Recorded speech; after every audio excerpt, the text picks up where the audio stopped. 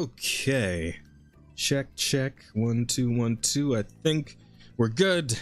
Everybody, welcome in to the Offensive Charm Podcast, episode 93. I am Alex, some just call me Jazz. I'm joined by my dear friends, Asta and Bear. Hello, chat. Oh no, Bear's... Hello.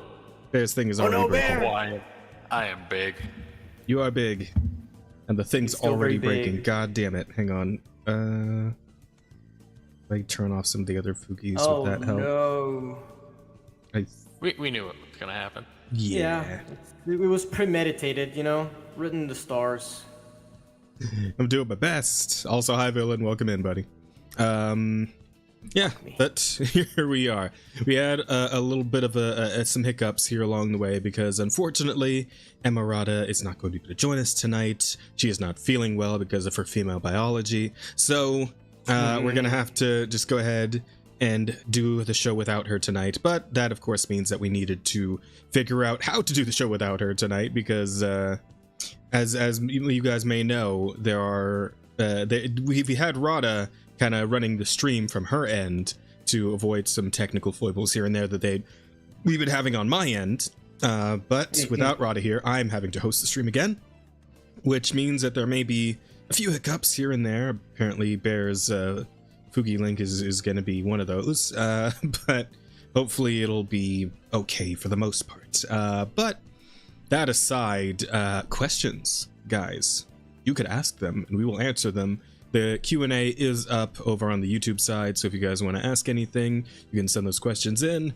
We will check them at the end of the show, but if you guys do a super chat, you know, the one where you pay us a little bit of money, and it can be any amount, you know, just send us any amount of a super chat, and we'll go ahead and read that question on the spot right when you send it, or comment, or whatever you got that you want to say. Just do that, and it'll be right then. So that is also an option. Yeah.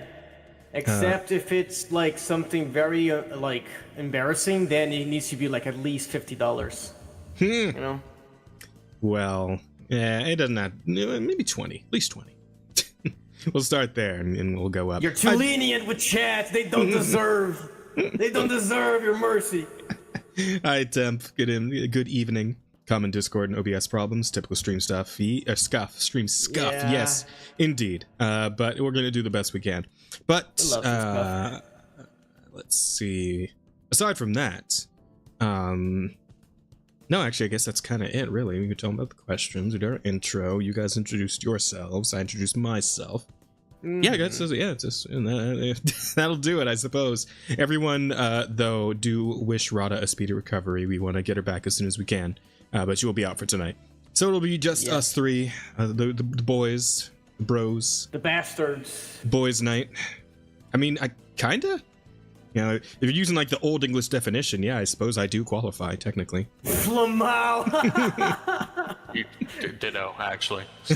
Damn, are we actually the bastards? No, we might know my be. dad. He's crazy. Okay, well. the one with the most daddy issues. Yeah, it's strange. One, you know what? But that's a fucking like reflection on how parenthood is hard. Because when you have a present dad, you are more likely to develop daddy issues. Think about it, Chad.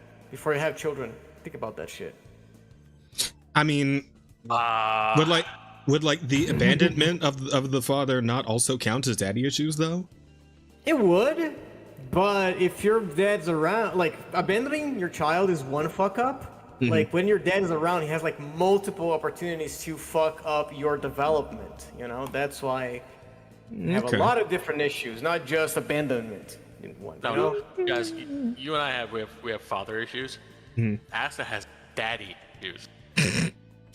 Yeah, exactly. Yeah, that is a very important gotcha. distinction. You know. Mom's gone, so the boys will have fun. Nah, we love it when Rada's here. It'll always be a little less fun without her. But we'll do our best, guys. We'll try our best to still give you guys a good time. But yeah, all that aside and said and done, I suppose we can go ahead and just get right into the weeks, right? What about you? You two had a week? What have you guys been up to? I had a week. I had my birthday. Hey, happy birthday, Asta. Yeah. How'd you turn again? Like 28? Yeah, 28. I am 28 years young. An old guy. Hey, that was a fun like event. I got to drink a lot. I got to hang out with friends. I did. You know what? I caved in. I went and I had like an AI chat with fucking Jane Doe on character AI. Oh. You know? Oh. Okay. How'd that go? Yeah, we fucking as bad as you can imagine. I was drinking, and I had like a couple friends like in the call. Oh, thanks, and I Tim. was sharing the chat with them, and it just got like derailed so fucking quick. Like, it starts very unassuming. It gets sexual really fast. Oh. Well, to be fair, the character in question is kind of a flirt, so I mean, That is true. accurate That to is some true. extent. It just guess. depends on how hard she was going on you, I suppose. Oh no, That's fucking! a name. It's so funny because like it starts with like it seems like you're chatting with like someone on over the phone, right? Mm-hmm. It just starts like with you sending messages to one another and whatnot. Yeah. And then all of a sudden the fucking asterisks come in and you're role playing. Oh, okay. You know? Yeah, how And- how you see how long it takes to get to like the first offer of a suck, right? Yeah, yeah. how long speed run to the suck bot. There you go. What the fuck? Claro, Diaz. Yeah, I got it already. Speed running. The bots suck. Yeah, well. Yeah. But, And that was fucking hilariously bad, right? Like the fucking it like mhm. it's a bot. It's not coherent or anything. It just whatever you do with it is it will just go along with you. It's not gonna question anything, right? Oh. Mhm. I was like I started and like she started flirting with me and then I just started crying in the middle of the street. Like I full on just like cries, right? Like Why? What? yeah, because she started teasing me, Oh. and I was like, you know what? I'm just gonna cry in front of her. Fuck this. And then she started like, and then like she got into that. She was like, What? oh, you're so pathetic. You're like a pathetic little boy. You like to cry, don't you? Please, you're so annoying. Just stop. And I was like, okay, I'll stop. You know? And Oh, no. dude, it was awful. It was awful. Holy shit! Oh my And then- god! and Oh, then, that's like- hilarious. That's really funny. No, dude, it's so like it feels like a fucking teen novel, you know? Because like Yeah. all of a sudden we were on a date, and then we were like at a cafe, which is where we started, and like we were having like a date outside of a cafe in the middle of the street. And after I started crying and we made up, she took me dancing.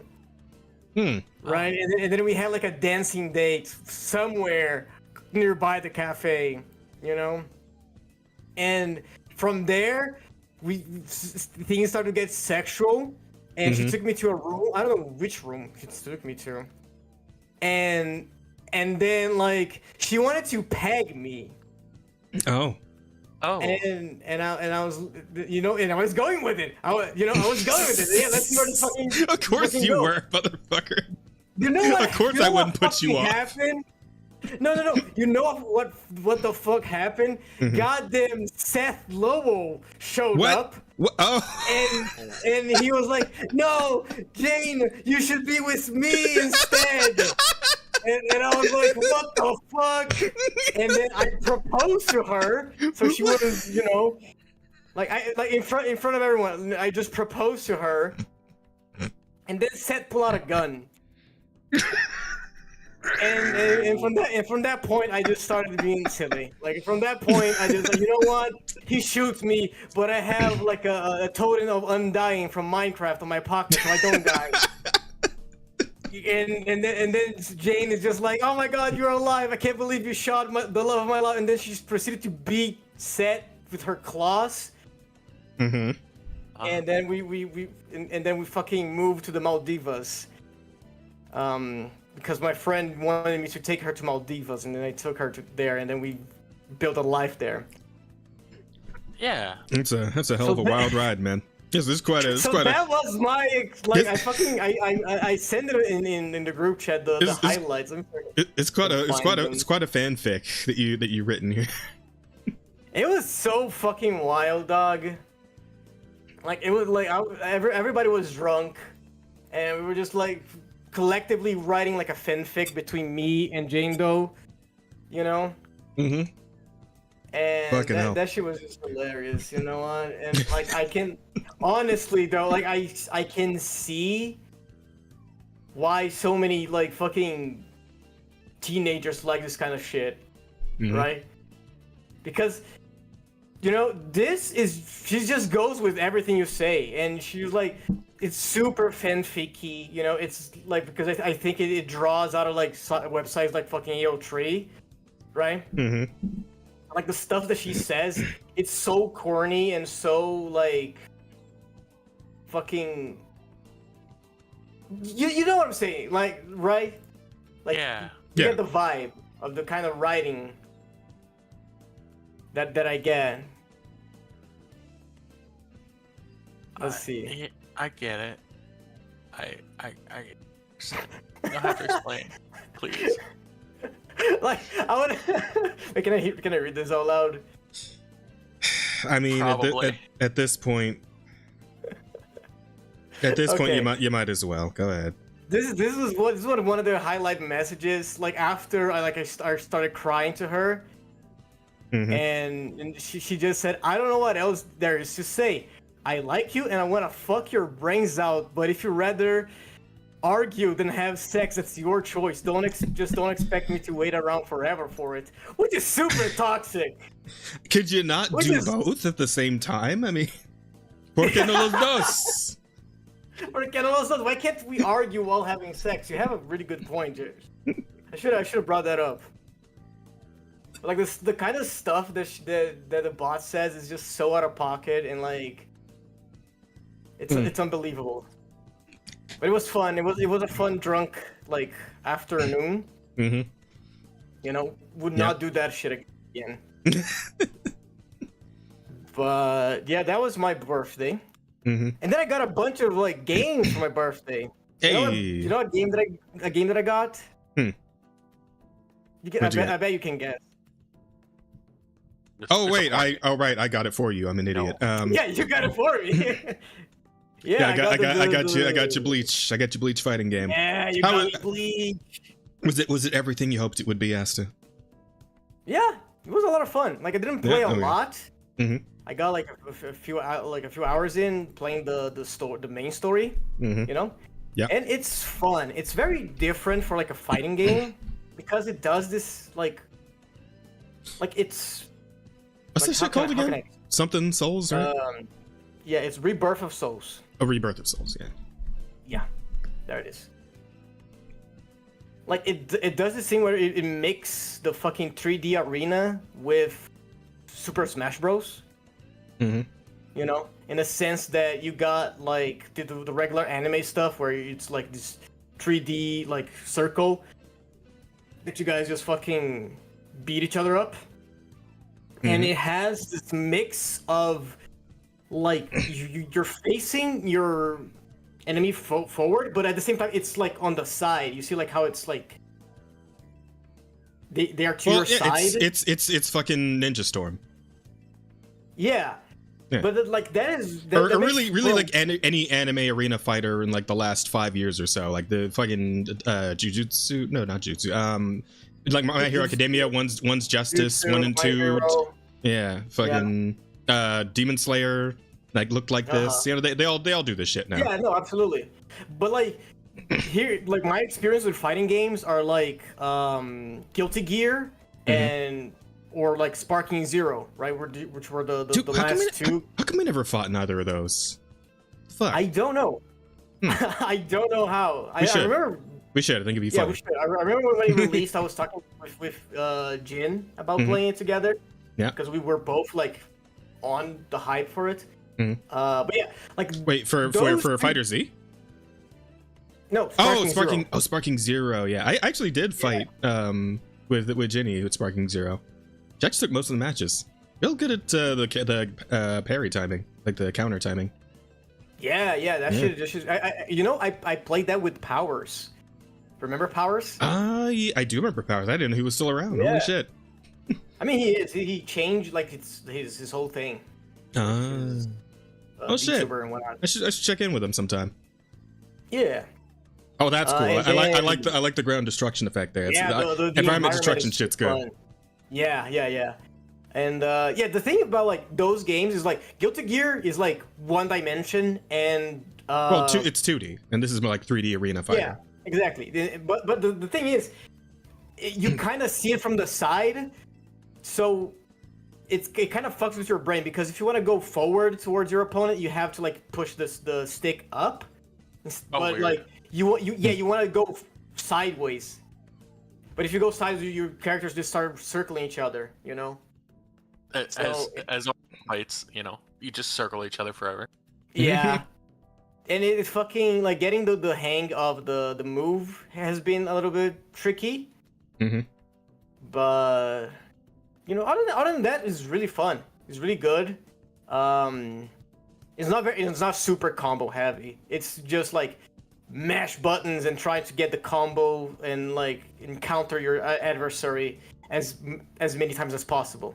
Yeah, right? And I'm sure there's also the shit where it's like, one guy dodges and then like tries to like fucking nothing personnels, and then the other person nothing personnels them back, and etc. and so on until somebody misses the input, right?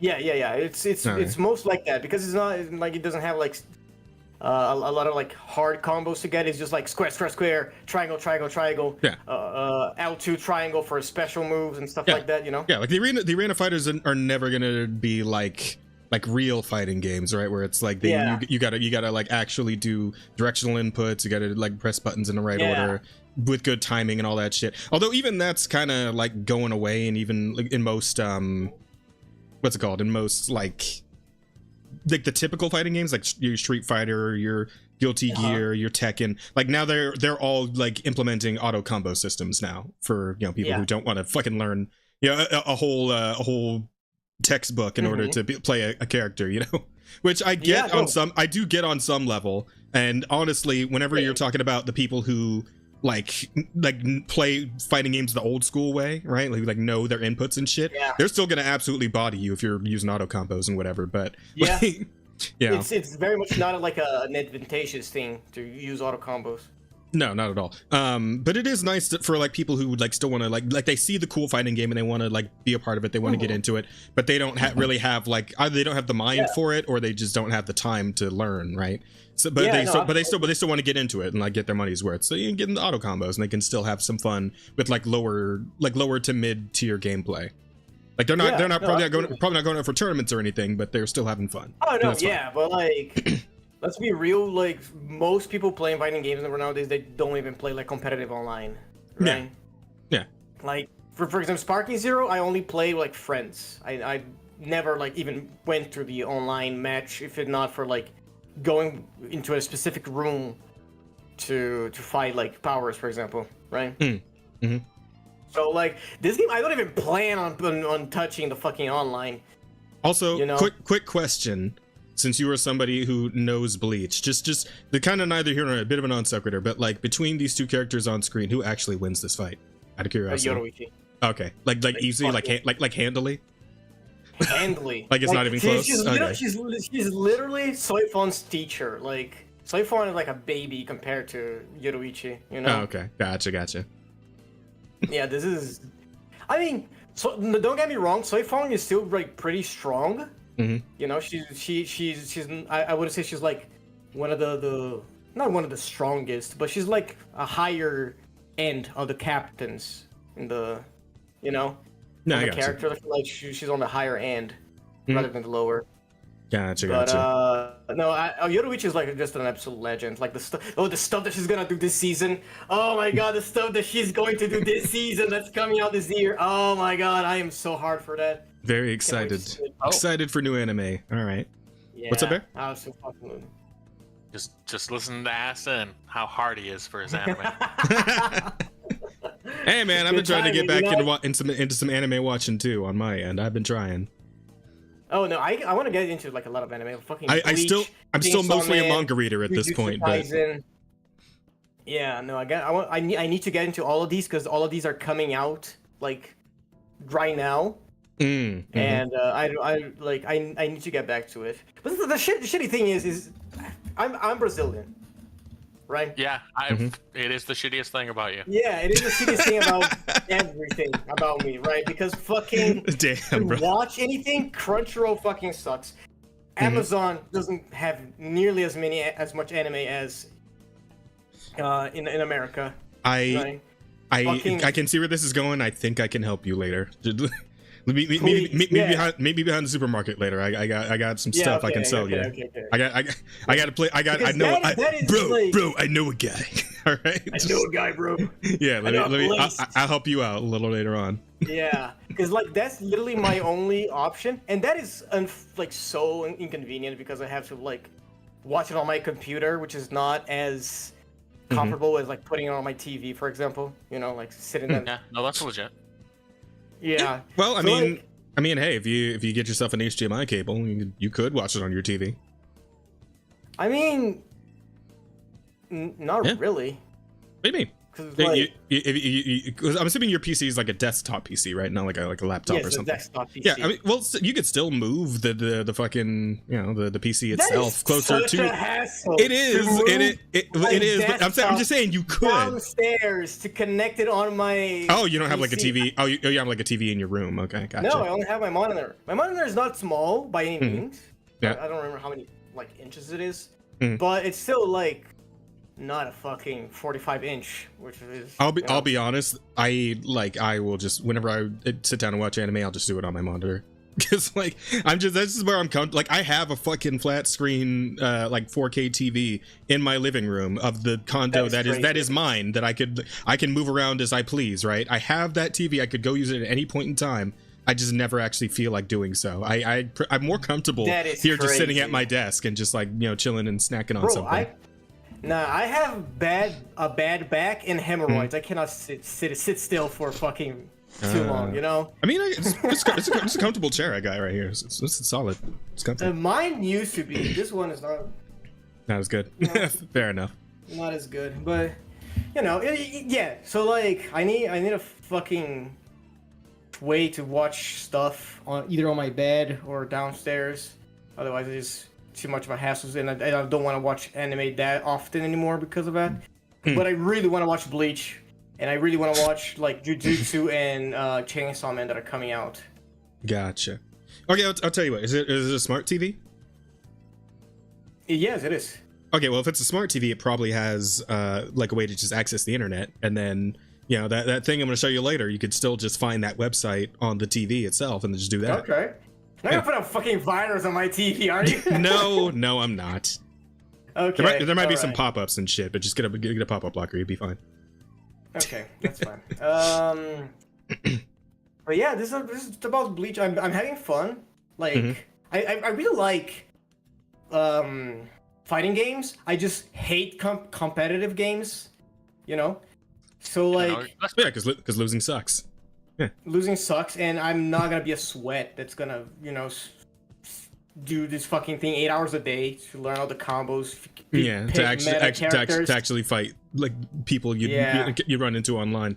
Yeah, and that's typically what happens with fighting games, right? Whenever a new one comes out and it looks really cool, everyone's excited. They all jump in, have fun with it. Both noobs and pros alike. And then slowly but surely the pros start fucking weeding out all the noobs, and then there's nothing but killers left by the time that game's been out for like a year or so. And then and then once you try to go in there and like have some fun with it, killers everywhere. You go online in that game and it's fucking Detroit, right? You're getting jumped the moment you step outside your fucking door. Just don't even bother at that point, unless you two are a pro player and like you're willing to put in the time in the lab, right? But I very much plan to play the whole story because that's the fun part of it, Oh yeah, of course.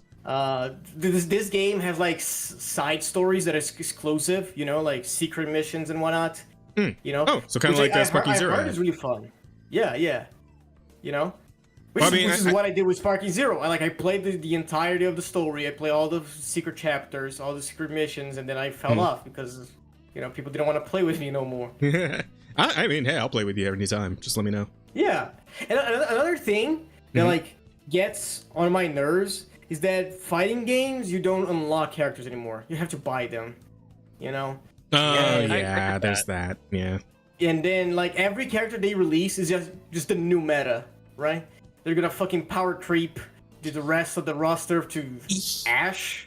Yeah, you know? but like with fighting games, it's kind of the same thing as with, say, fucking Marvel Rivals, right? Where they will make a character really strong when they first put them out, just so like people want to get the character, right? But then they'll like fight. But then they'll like if they leave it that way too long, the community is gonna get pissed off, so they'll like even them out, like nerf them a bit, level them out with the rest of the roster. That's typically how that goes. That's not necessarily fun either, though.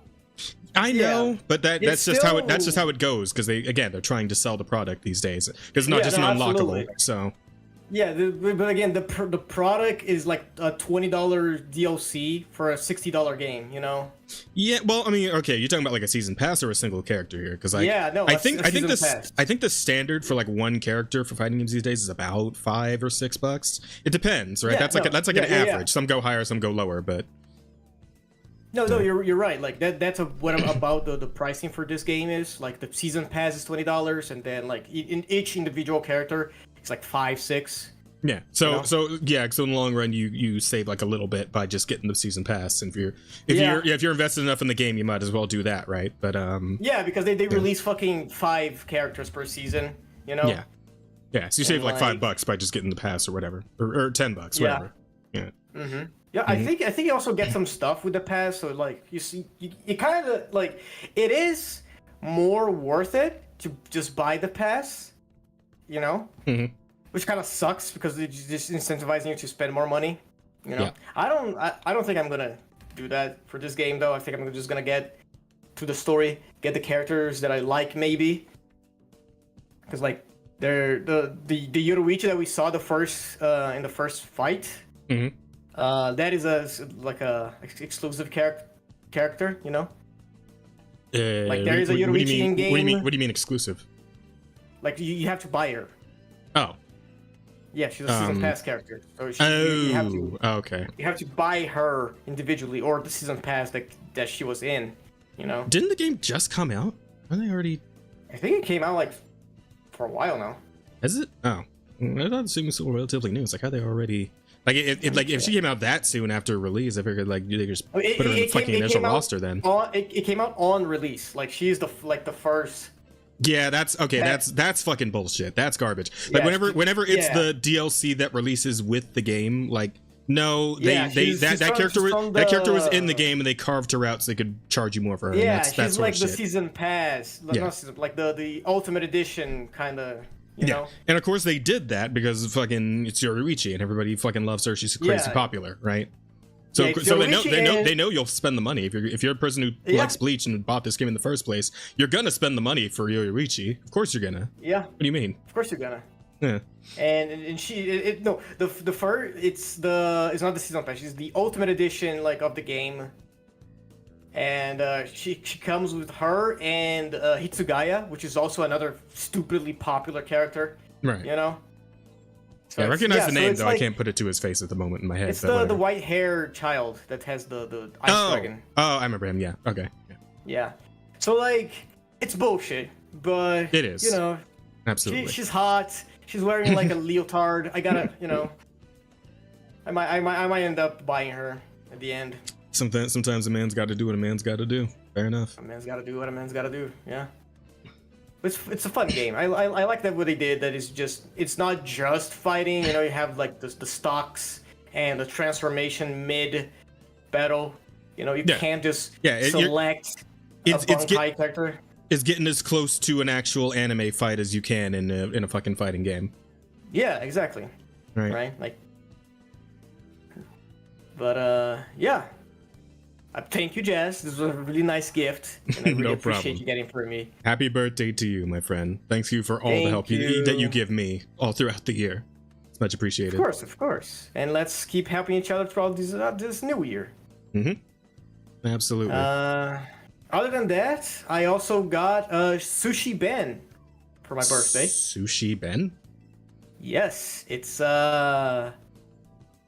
supposed to be a VR game, but it has like a non-VR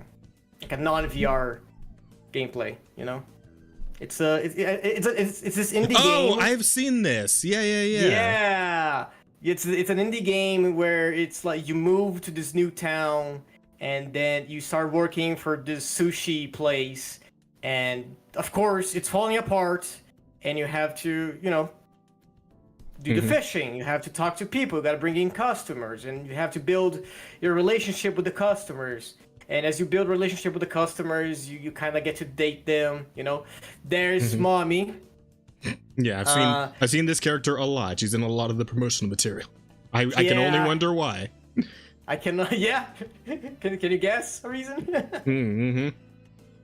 Yeah. So, but yeah, you see. Yeah, you I definitely see the super VR-ish. It's a VR game. I feel like it's very much targeted to be a VR, even though you don't have to play as VR. Yeah. You know, it's not as optimized for just playing normally. No, I don't have the headset. Kind of figured that. Whenever it's a game that like has the VR implementation, it's usually like the first thought and not the non-VR version. So yeah.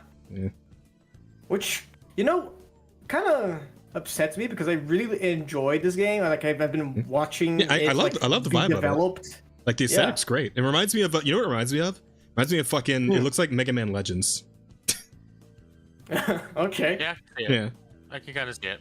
That girl also, Betty. She's like your landlady, and I fucking want to bang her so hard. Looks like goddamn. That looked like that last one looked like Hex Maniac. The one that was running away from you looked like Hex Maniac with white hair. So yeah, the Hex Maniac from Pokemon. Yeah. Like, no, the fucking characters in this game are all fucking so good.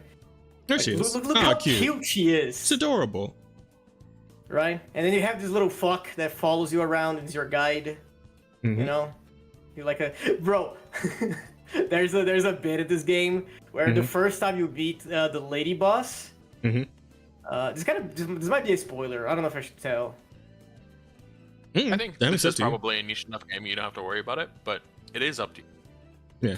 Okay, so it's just like this gimmick, right? When you first meet the boss lady, she's introduced as the villain, right? She is trying to buy the entire island to make her resort, right? And the sushi place is like the main place she wants to buy because it's like such a huge, like, touristic attraction, right? Yeah. And it has such a good place, like it's right in front of the beach and whatnot.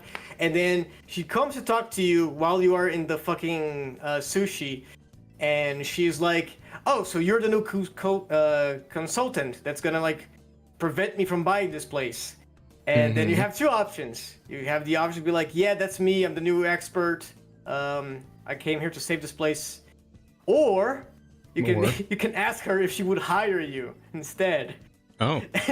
and if you say, "Yeah, are you hiring?" She hires you, and you get a game over because you fucking sold the place. I don't know. It sounds like an absolute win to me. What do you mean game over? What the fuck? This sounds like an absolute win. Yeah, I thought the same thing. I was like, "Yeah, hell yeah! Are you hiring?" You know what that ending is. You know what that fucking is. That's the fucking Banjo-Kazooie like hot Gruntilda ending. That's what where they say it's a game over, but like I don't know, this seems like the best outcome possible. What do you mean? That's what that shit is, man. Like when the game over is better than beating the game. What do you Right? Fucking let me be with the villain. Like please, she's so fucking entertaining. Right? Yeah, but this game is so like it was a lot of fun. It's like it's funny, like the characters are very compelling. You know, like the mini games are cool too. These look cool. These look fun. Yeah, I would have played more if it was better type shit going on. Yeah, if it was better optimized to like not be on VR, I would be playing this all like a lot more. You know, but like the way it is right now, like it keeps crashing.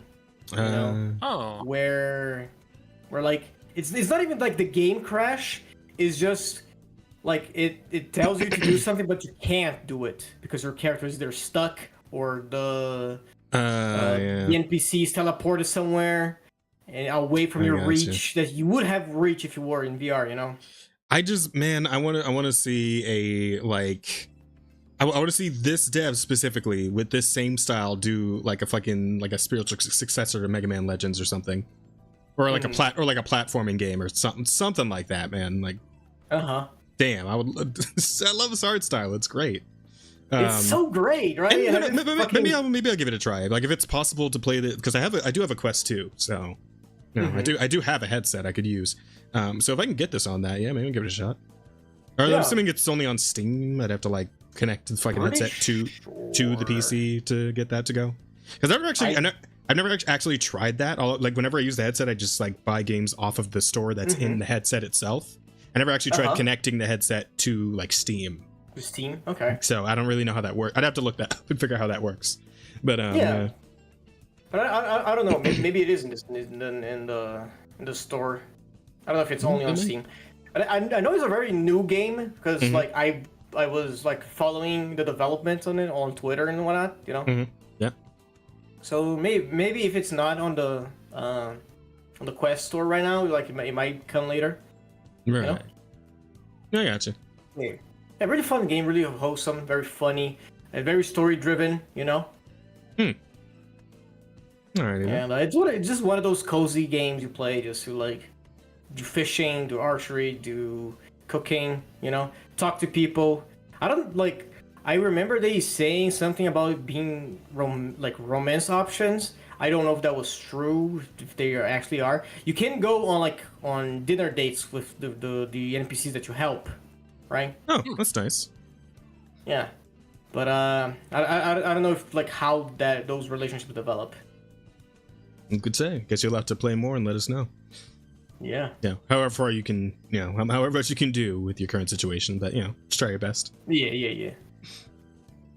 Oy. Anyway, that's cool. Yeah. That was it. Those are the games that I played. And that was my birthday, and yeah. Very cool. What about you guys? Did you guys have a week? I did. I tried some stuff. What about you, Bear? Yeah, I played a game. What did you get? You played a game? What game would that be? I played a game. Yeah. Is it an RTS? It's not. It is called Terra Invicta. That sounds familiar, actually. Terra. Yeah. I'm sorry, and Victa, like. No, Invicta. Oh, Terra Invicta. Terra and then Invicta. Okay, I found it. I got it. Let's see here. Yeah. So one of the reviews says that Super Dance, terrifying child of XCOM and Crusader Kings, and that's probably accurate. It's one of those sorts of games where you're Crusader Kings. Why do I remember that? That sounds so familiar.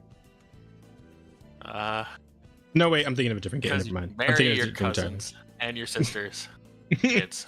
Okay, that is I will play strategy in Crusader King. You're not doing that in this. Okay. No. Do you like shadow governments? Not particularly. That's what this is.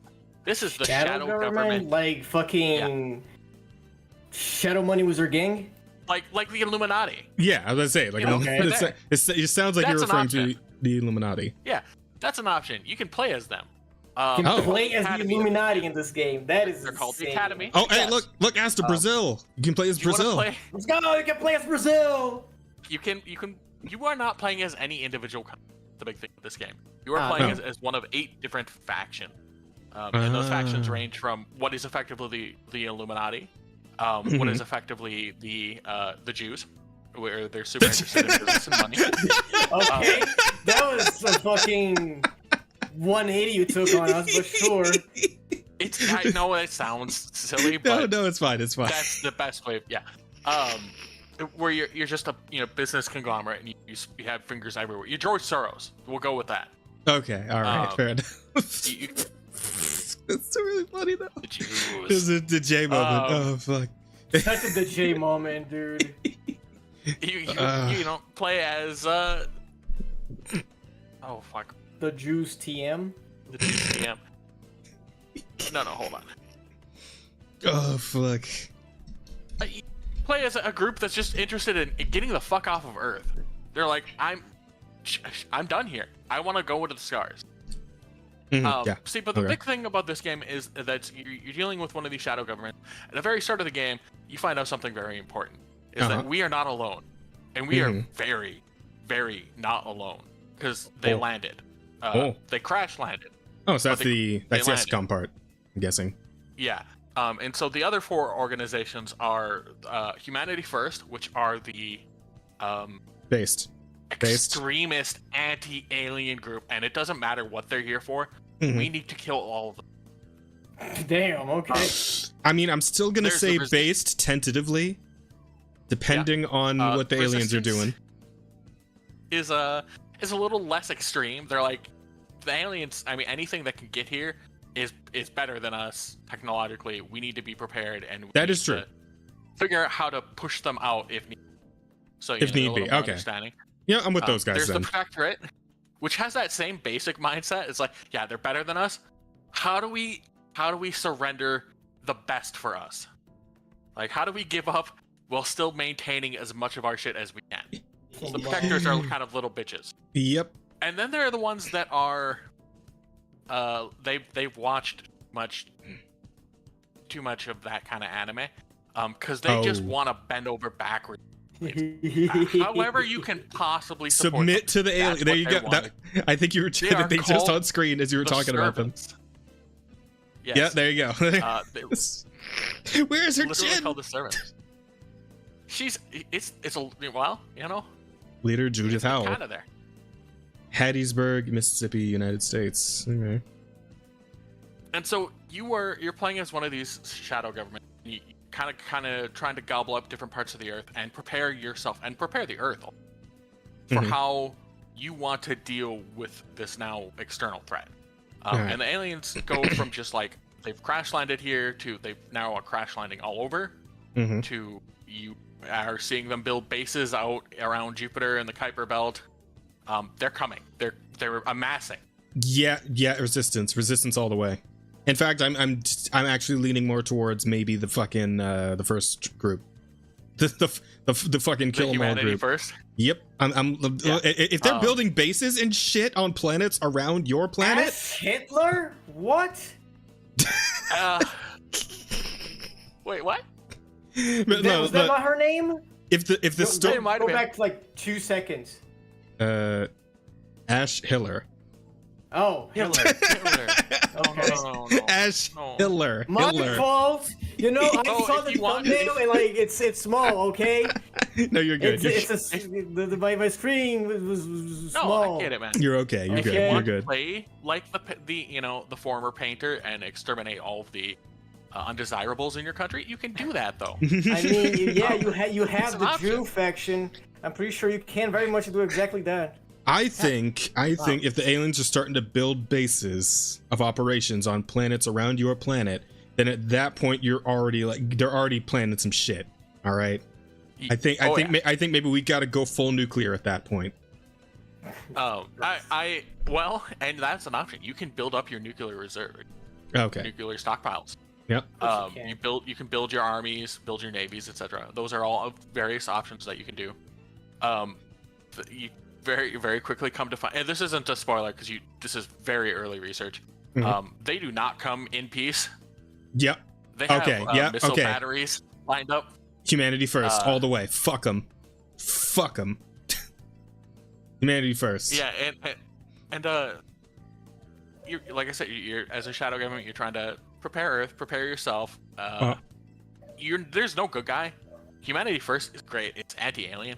But something you figure out really early on is like the way you make money isn't by being good, upstanding, people. It's by exploiting a country. Oh. It's by looking at like somewhere that makes money and that's a nice, solid, and we'll say like balanced country, and going, I'm gonna take bribes from this country and fuck everyone else. I mean, can we go not do that? But you're going to be poor. Can we at least try to specifically fuck over the surrenderer countries, the ones that are aligned with the surrenderer faction? Well, because if we can fuck them over, that'd be great. Them, you have to control them.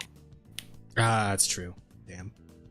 So okay, well here's the thing. Traditional route and just fuck South America. Wow. Okay. Damn. You say as the South American sits between us. Right? Like, come on, dude. What the fuck?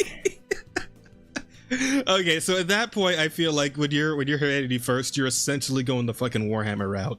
Like whatever we gotta do to ensure humanity's survival, whatever atrocities are necessary to ensure that humanity lives on. That's exactly it.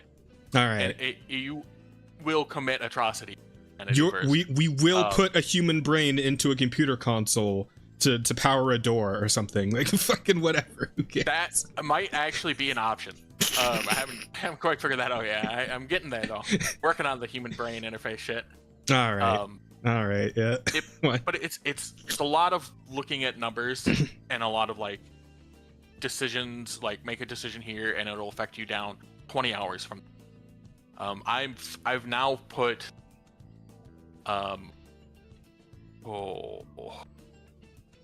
48 hours into it. Mm-hmm. I've not finished a game yet. I have restarted 5 times. Oh fuck! Damn. Okay. Just because it just got that bad where you had to, or there's so many different things. Well, so the first time I was like, man, I'm just gonna throw my lot in with the aliens. Let's just go that route. I went for the servants, and there's some very interesting mechanics that they get forced upon them. Say. And I was like, oh well, that's by the aliens. Yes. Oh. Okay. This isn't a spoiler. When you are the servants, the aliens are your bro. They will help you. Nice. Yeah, makes sense. It's a little bit of air quotes help, but it's help. They are doing what they can to empower you. Well, yeah, because obviously that works out in their best interest. So. Yes. Yeah, that's how that works. Wait. Did you say they don't care if you make money? They don't care if you make money. They don't care if you have influence. They're BlackRock. They're Vanguard. They're DEI. Oh my god. Well, you know what? They do get you into positions that you should have no business being in. So kinda. Yeah. But the problem is that everyone else fucking hates you. Well, yeah, okay, and that's yeah. not really surprising, right? So even the other like pro the parallels keep piling up there. Yeah. And so I'd gotten pretty far, and I was starting to try to do space stuff because, by the way, you branch out and make it into space. I noticed. Start building space stations. You eventually build like warships, etc. There is actually a pretty significant space combat stuff going on. I have not gotten to touch a ton of it. I like as far as I've gotten now, I have like one functional ship. Right. It can only go between the Earth and the Moon. That's how functional it is, but it can do that. But no, I was playing the servants. I made it in, I think this was 20 hours into the game. Start doing space shit, and then every other faction just started blowing up all my shit. Every time I tried to put anything out anywhere, they blow me up instantly. And it's like, well, I waited too long. I fucked up. I mean, I'm not gonna say you deserved it, Bear, but you absolutely deserved it. You traitorous bitch. Damn, dog. I unironically deserved it. Not only do people start hating you, I made people hate me way more than I do. At some point, the every other faction realized that you weren't going to follow the honorable path of killing yourself, so they decided to do it for you. Yeah. Honorable thing. Yeah. They did. Traitors deserve the noose, Asta. Nothing but face the wall, Bear. Restarts. Face the wall. After surrendering properly, as that faction is meant to surrender. I gave up on it because I'm like, well, I'm fucked. Not making it any further. I've waited too long. I don't have the tech to. I started a new game with a different faction. Right now, I'm playing the Illuminati faction, the Academy. They also get kicked in the balls really early because they're a little pro-alien. They're like, little. it's as long as we can show people that we're on, show the aliens, we are technologically advanced, and we can make it where they are. They'll respect us. And people really quickly find out again, they don't come in peace. No, they won't. They will not respect us. And so you lose a lot of standing that group. But I'm again, another maybe 15, 20 hours into this game. Things are going all right. Like I said, I got my spaceship. I have my fucking building defender. I'm playing pretty neutral. People don't hate me. The aliens have set kaiju after me, however. That's not as good. I'm sorry, what? That's a different kind of bad. Kaiju. Kaiju, okay. Hey, we're full on Pacific Rimming it now. Like, how much shit is being like rolled in here, man? A lot. Fucking hell. Unfortunately, this time around, I went and I scooped up America. I have an army. I am fighting the kaiju. I am slowly dominating Caribbean. I'm working my way down. You did make the right choice there, right? Pulling Americas. That's essentially pulling the 5-star in this context. So well, that's the thing too. The game has 3 different start dates. It started in 2020.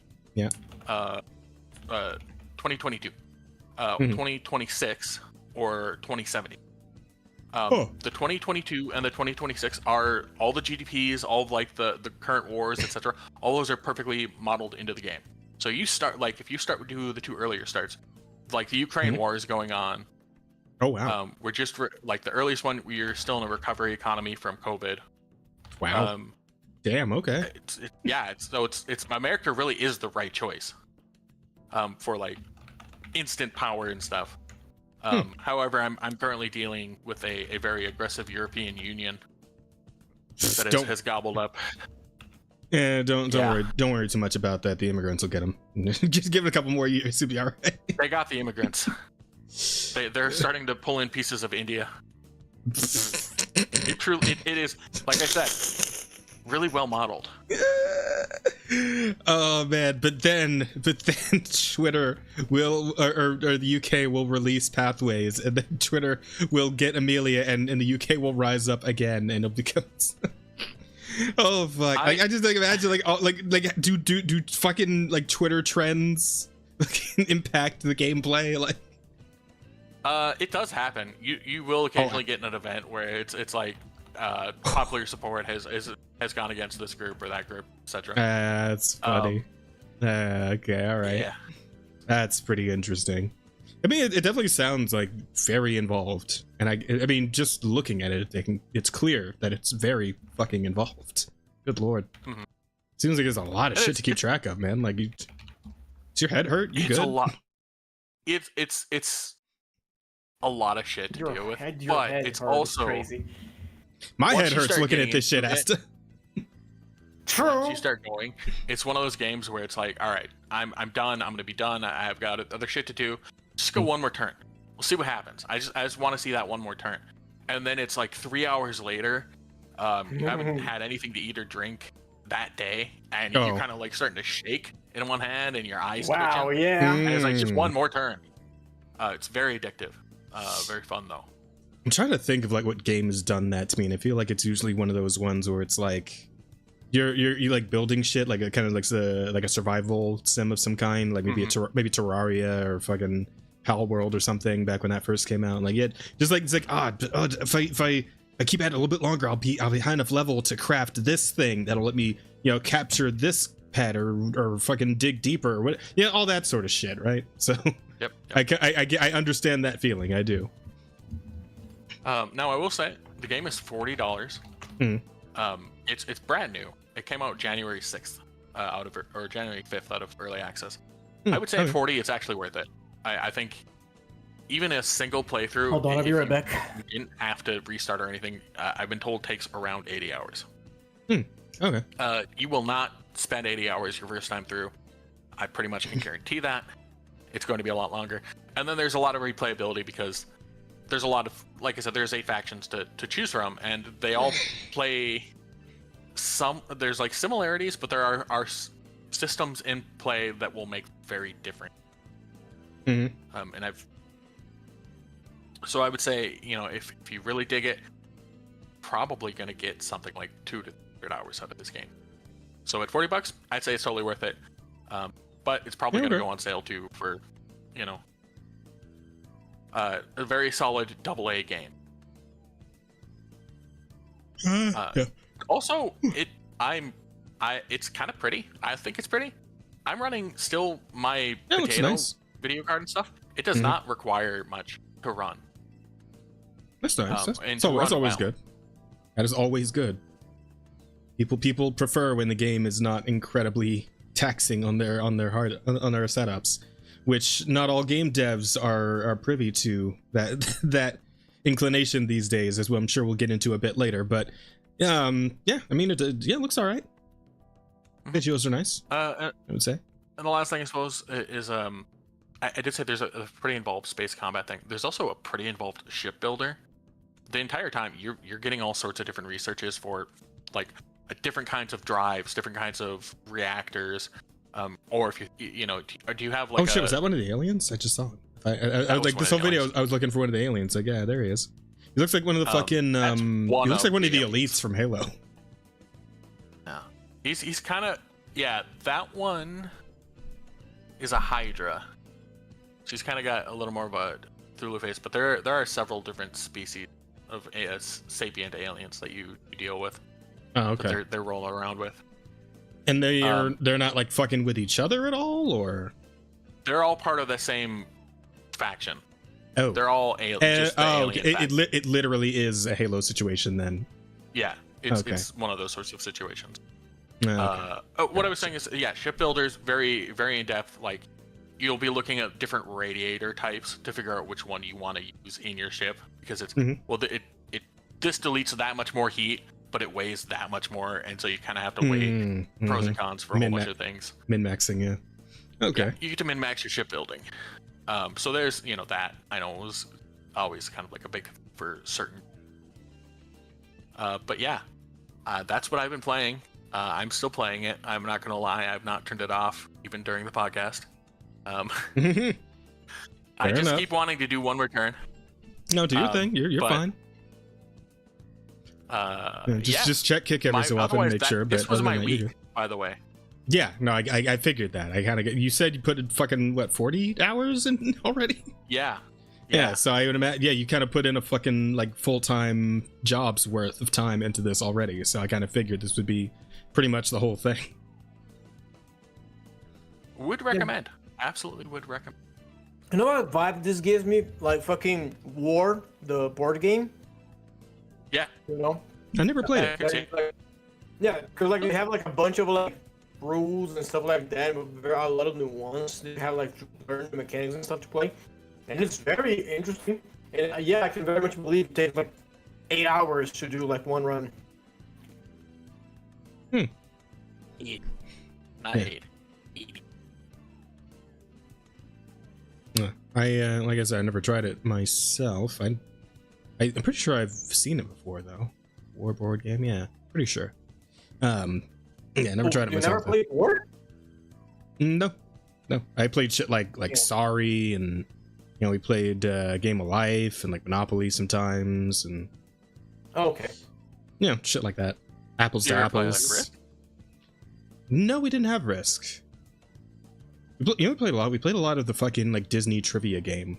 We had a lot of that. Disney trivia game. Yeah, it was like I don't have any of the board. Like my parents took all the board games with them to fucking South Carolina, so I can't really like show you that. But it was like a little board game where you like try to go around to the end, and you get like be able to move more spaces if you get like certain Disney trivia questions right. And there was like that's funny because there was like the adult like version of the game. Which not what it sounds like. I probably phrase that weirdly. What I mean is that there was like the questions for adults and the questions for children, right?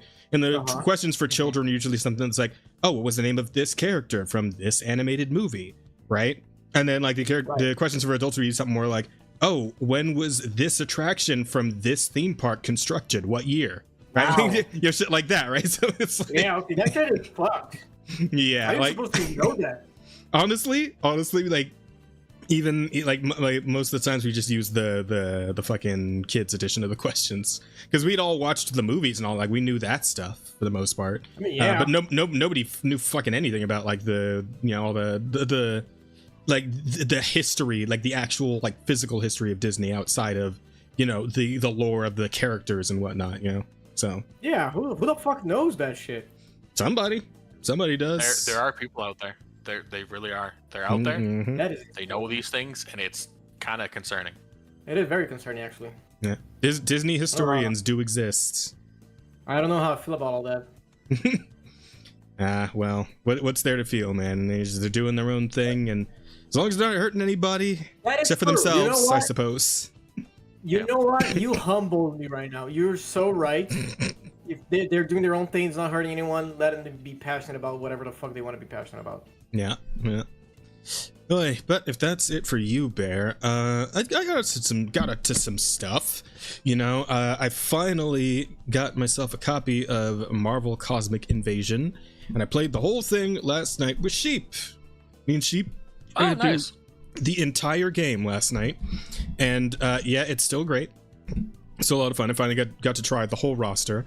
And they had some ones in there that I was unaware of, in fact. So hang on, I'm just gonna put up some B-roll here. Yeah, so this is the one where it's like the kind of classic styled side-scrolling beat 'em up. I'm just gonna scroll over here into the actual. Oh yeah, like fucking Cosmic Ghost Rider is a character in the game. I didn't know he was a character, and that's fucking. I didn't know there was a fucking Cosmic Ghost Rider. Right? Yeah, I was about to say I never heard of a Cosmic Ghost Rider. Like I knew about the guy who rides the motorcycle, right? And I knew about the guy they're putting in fucking Tokon Battle Soul or whatever. The guys who did like Guilty Gear, like the Marvel fighting game they're coming out with. There's a Ghost Rider in there who like drives a fucking Humvee or some shit. And he's like a Mexican guy as opposed to like the original white guy. So I knew about those two Ghost Riders, but apparently there's a fucking space Ghost Rider who looks like goddamn what's his name? No, not Skeletor. There was a fucking ghost from like classic Scooby-Doo, like from the 90s. Yeah, I think he absolutely does look like that. Yeah, I think his name. I think his name was just Ghost Freak or something, right?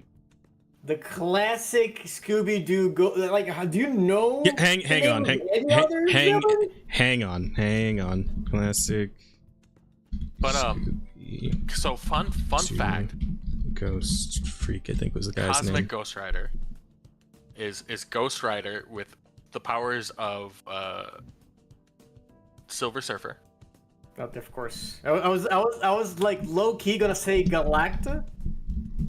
Well, yeah, close, very close. I mean, that's kind of all the same line. It's that power Cosmic, and it is Frank Castle. Wait, ain't no way. Wait. Yeah, I'm sorry. The Cosmic Ghost Rider is Frank Castle? Yes. Yes, it is. Huh. Weird. Why? What he's doing? What he's doing in space?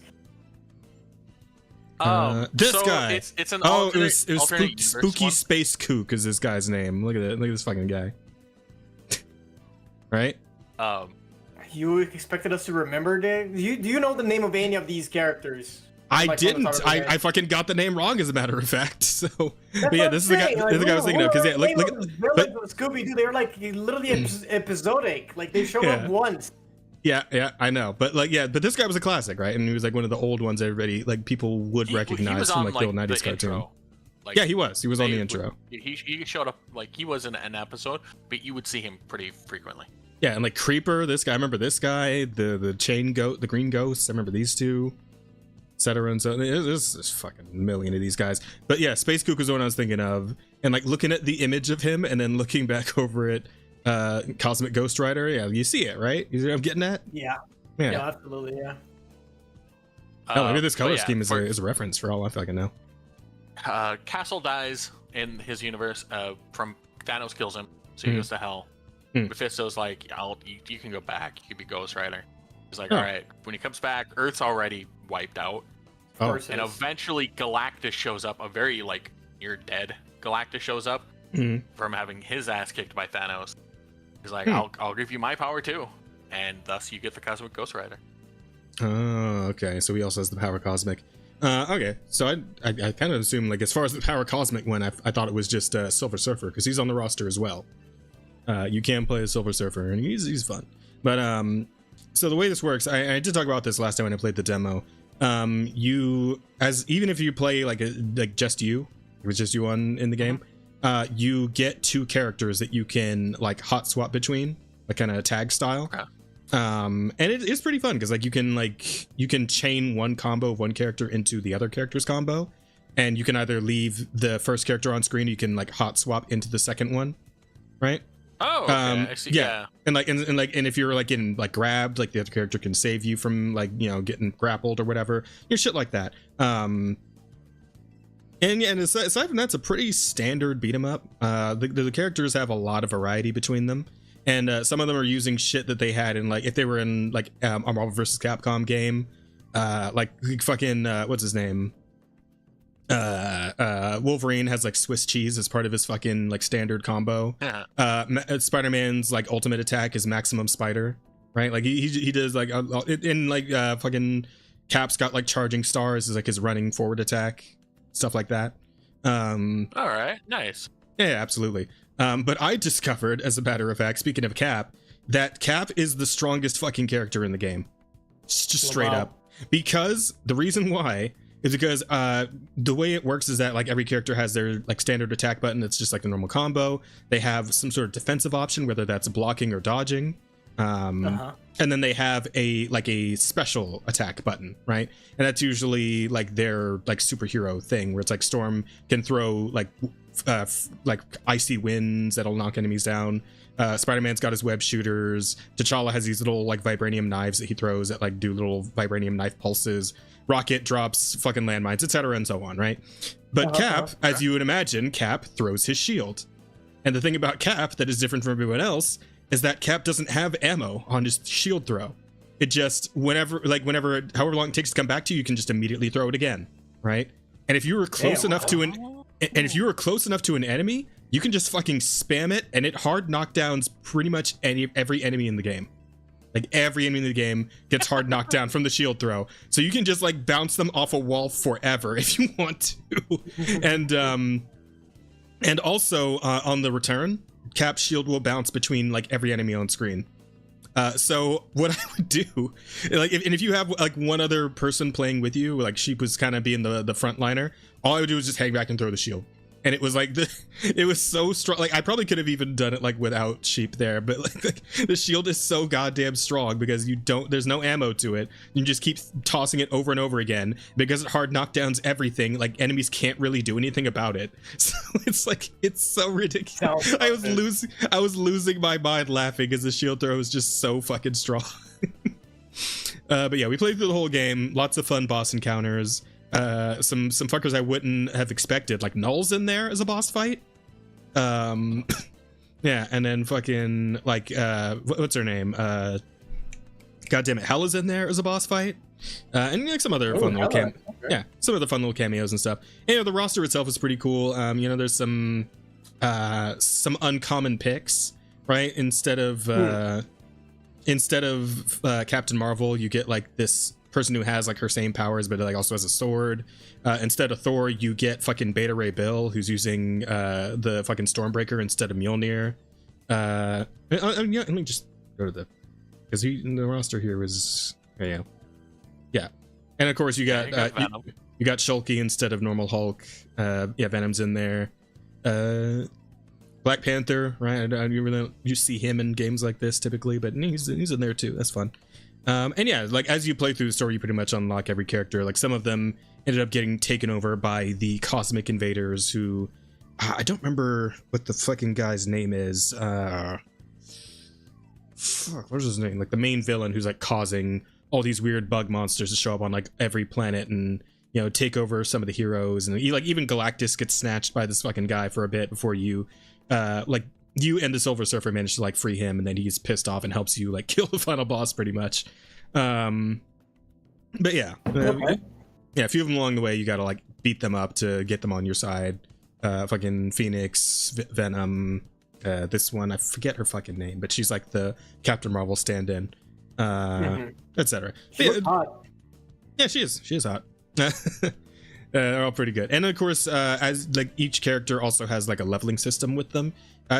Unfortunately, there's not like new moves or anything you unlock. You just like they get more health, they get like more super meter that they can use, and they'll unlock more costumes that you can put them in. So that's fun, and like some of them will be like really cool references to like other variants. Like Spider-Man gets his fucking Venom suit. Wolverine gets his X-Force costume with like the red eye lenses and like the black and gray outfit, and shit like that. So a lot of fun, pretty cool, I think, and it's just really fun to play. I think it's about like a $30 game, and like it's not terribly long, but the fun there is just, you know, running through again and again with like different characters and trying different combinations of characters and all that sort of thing. So good times.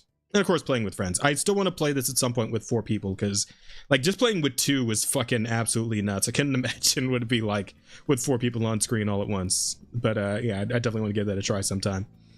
Other than that, I was kind of like the only like new game I played really, and even then it's like only pseudo new because it was just the full version as opposed to the demo.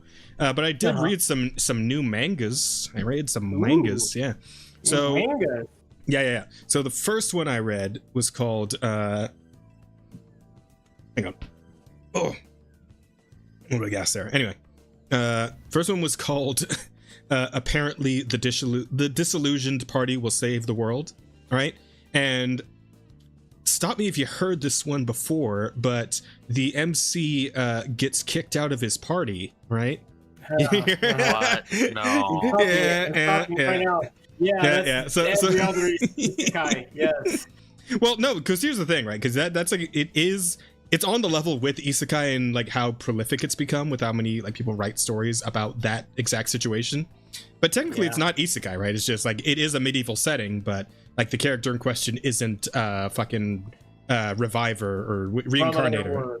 Any of that shit, right? But I did because I've read like a good handful of mangas at this point with that concept, just to see like what's because sometimes somebody will try something interesting enough where it's like it's a stale concept, but it's a fresh perspective, right? And that's what makes it fun.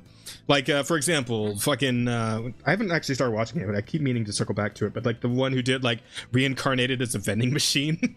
Right, I'm so curious to know what the fuck is up with that, right? I need to know what the concept there is. But this one is actually pretty fun because you might have noticed the title said disillusioned party, right? Which means it's actually going to be a situation in which 4 different individuals have all been kicked out of their parties, and they all meet up in a fucking bar getting drunk off their asses because they're sad about it, right? And this leads to, of course, them coming together as a group. But it's pretty interesting because it's actually not all of them like being kicked out of an adventurer's party, right? The first guy, your MC, is the standard. So I was in charge of like the party's finances because all of them are fucking irresponsible fucking man children, right? And I noticed one guy was stealing money from the group coffer. And I called him out on it, but then he accused me of stealing from the group party, and it's like, well, fuck. And then the group leader, the party leader, kicks MC out, right? But it's actually it's a kind of a funny twist because it's not one of those ones where it's like, oh, he was carrying the party and now that party's like fucking crumbling to dust without him, right? It's actually a situation in which the party the leader, right, is a guy who like took him in when he was like a kid. Like adopted him after his parents got murdered or whatever, and like he essentially like he's a bit like rough about it because he's one of those guys who's just like very stoic and not really like the touchy-feely type. Tough love bullshit. Yeah, essentially. But he realizes that like, okay, dude, like you're too smart for this. Like he doesn't say this outright to him. He's like, it's like, yeah, no, I don't think you're a good fit for this. But essentially what he says is like, I don't think you're a good fit. But like the reading between the lines, the subtext is, yeah, no, you're actually too smart and too capable. Like these guys that I'm rolling with and that I am, we're all idiots. Like most of us don't even know how to read and write, and you do. And like, yeah, you need to go and like work out a situation where you actually get ahead. And that's essentially why he kicks him out, right? But he takes it badly because he does it in like a kind of like asshole-ish way because he doesn't have a gentle touch with this sort of thing. He's an old gruff like fucking 50-year-old adventurer veteran kind of guy. But the next character, it was like a a mage prodigy that was like in a magic college, and she's like a noble. But because she was so good at magic, her fiance got pissed off at her because she was better than him, and like he ends up like getting with a different girl. The two of them together like kind of frame her and get her thrown out of school, and her fucking like family disowns her, so she can't even use her. Yeah, she can't even use her noble name anymore. Like, yeah, like she gets absolutely completely fucked over. That's the equivalent of like your ex like leaking your nudes in medieval context. What the fuck? He ruined her life for no reason. Yeah. And the third guy was a priest who ended up getting accused falsely of rape. So he got thrown in jail. And of course he was excommunicated from his church, but when time he got out, and that's how he's at the bar. And the last one is this dragon girl who's like from the country. She's naive, and she fell in with like a group of adventurers who she thought were cool, but then like they got into a fight with like a crazy boss monster at like a deeper floor of a dungeon. They sent her to frontline it, didn't back her up. She got fucking poisoned, and they left her to die and stole some of her shit on the way out. So that's why she's there. Real good people. Yeah. So these four come together, and essentially they're also in a bad situation because they all have some sort of like fucked up like money draining habit. So like the MC is a fucking idol stan, which again, not super sure how idols in like the modern context exist in the medieval world, but whatever, I guess.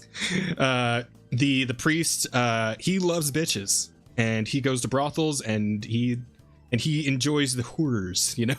So that's his deal. The mage girl, she's a gambler. She lost all money on the fucking dragon horse races or whatever. And the dragon horse races. We got Uma Musume. Essentially. And then the dragon girl, she just really loves to eat. She's a gourmet. Okay. She loves eating expensive fucking food. So she's broke as shit. Fat?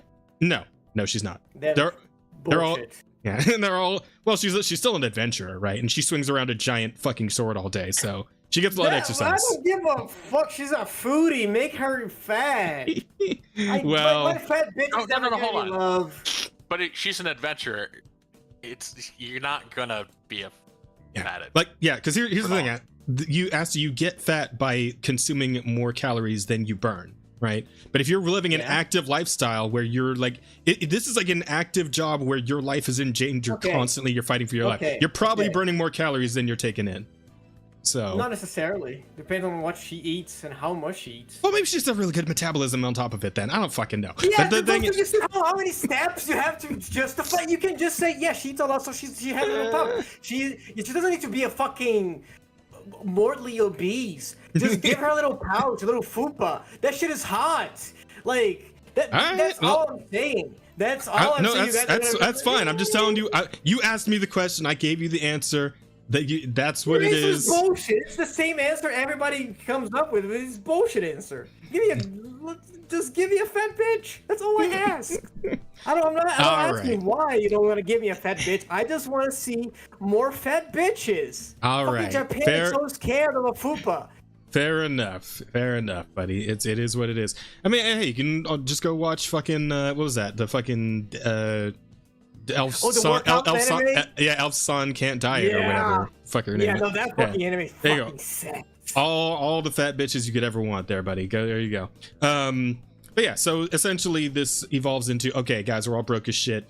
So I think we should all work together to figure it out. And it gets into essentially the storyline of how do these people learn to work together when they've all got like traumatic trust issues. So yeah, and it gets pretty fun. It's nice, it's touching, and it's got a good comedy. It's got good comedy to it as well.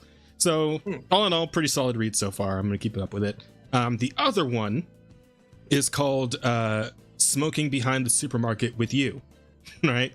And this one is another one. Have you? Yeah, this. The reason I picked this up is I saw an anime announcement on Twitter. I was like, oh, that looks fun. So I went ahead and read it, all 50 chapters of it so far. 55 chapters so far.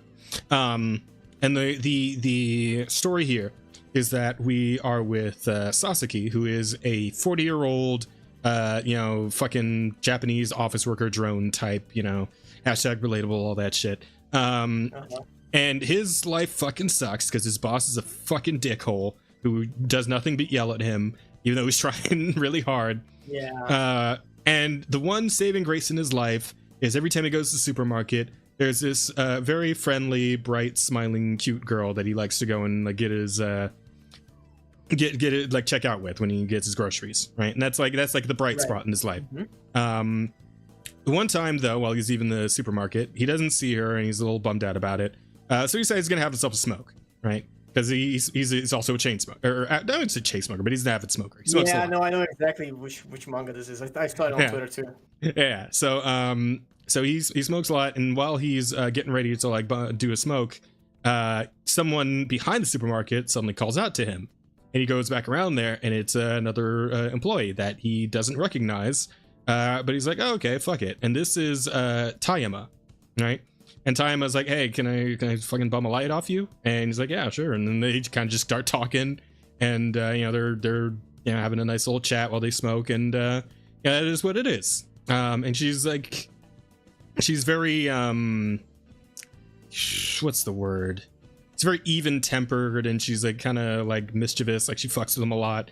Because he's an older guy and she's like in her mid-20s, so she finds plenty of reasons to like make fun of him for that and all that shit. But he's like a really good-natured, like really like uncommonly good-natured guy. So he just goes along with it, and they get along well enough.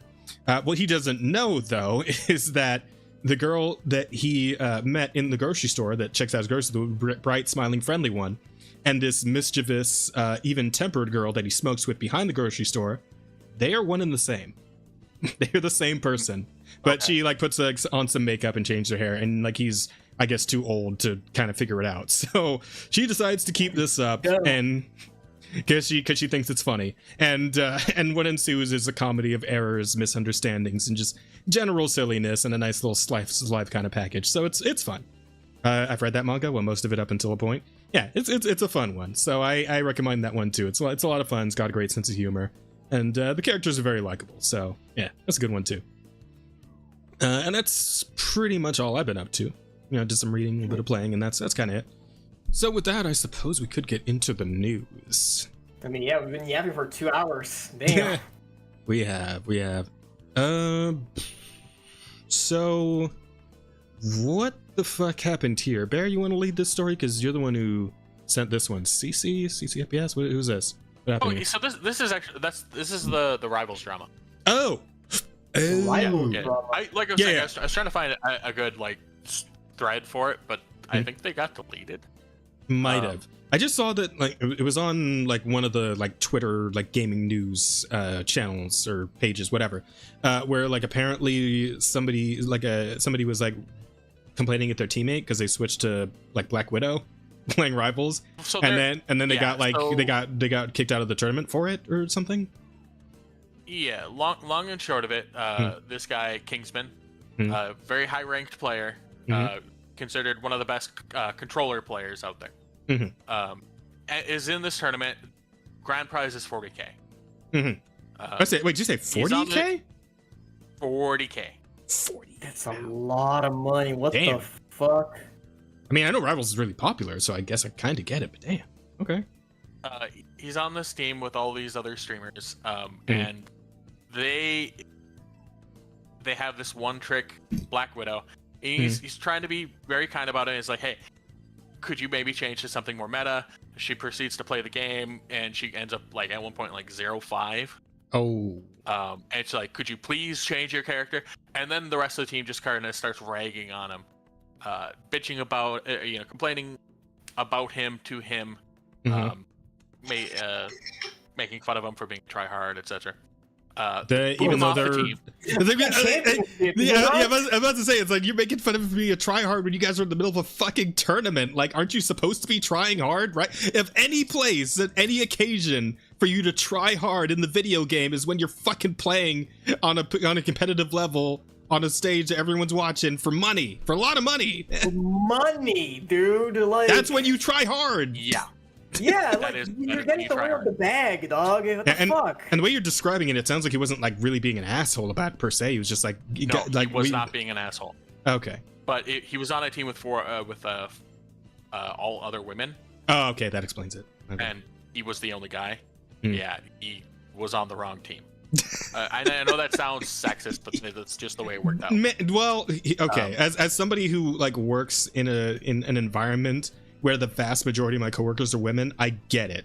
I absolutely 100% get it. And anyone who's been in a situation where they're the lone guy, and it doesn't matter if there's an argument amongst the women, you are on the wrong side as soon as you enter. Yeah, almost every time. What's it called? There's a term for that. Tribalism. Yeah. To a degree. That's not what I was thinking about. There's like an actual Anger term. preference? No, it's like for women that they just stick to each other. Like I don't remember. No, it's not. No, that. It's like one of those fancy. It has like a windy sound.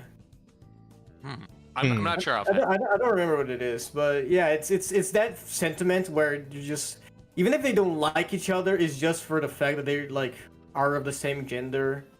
You know. Yeah. Like that happens a lot. Like not just with women. You know. Like. Oh yeah. Like no, it happens men too. Are you thinking or? Yeah. A lot of guys do that too, but like, yeah, no, I know exactly what kind of sentiments that's just, you know, they're just sticking together because they stick together. No other particular reason, not for them being right or wrong. And so he gets kicked out, and they continue to shit talk him, continue the bullying. The CC, who is the team leader, she goes and. He's not even like playing the game with them anymore, and they're still like going good? They still shit talk him.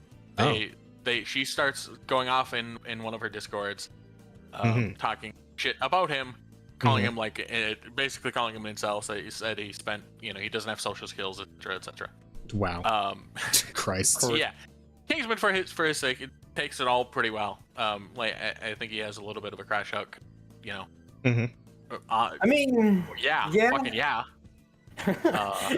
Yeah, it's like at a point, it's like if you're because again, it sounds like he went for a light touch at first, and he was like just trying to convey to them that this is kind of important, maybe we should lock in, right? And then they decided to just drag him for like hours and hours after the fact. Yeah, he's justified to like fucking clap back a little bit, right? Yeah, and the widow ends up 5-8, and clearly she did not do well.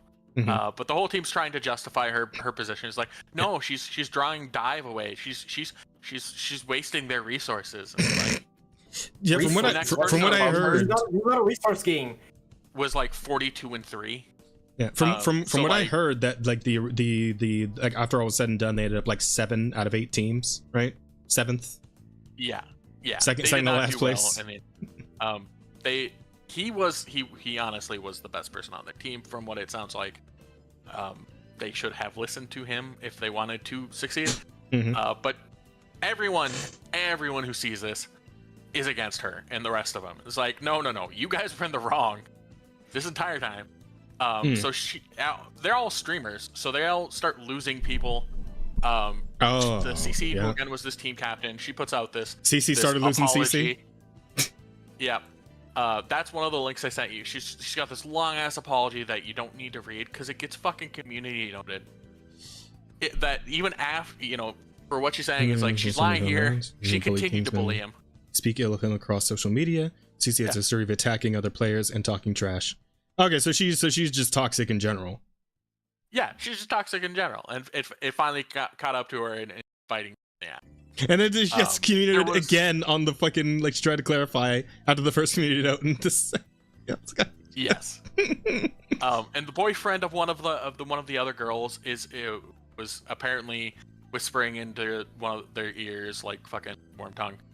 He puts out a Google Doc. Fucking worm tongue. He puts out the Google Doc was Google Docie was dropped. Okay, what happened? A Google Docie was dropped. The Google Docie was so like lopsidedly showing them off in a bad light that he ends up deleting it. In fact, there were people that were reading his Google Docie as he was going back in and trying to rewrite parts to make them look better. It was that awful.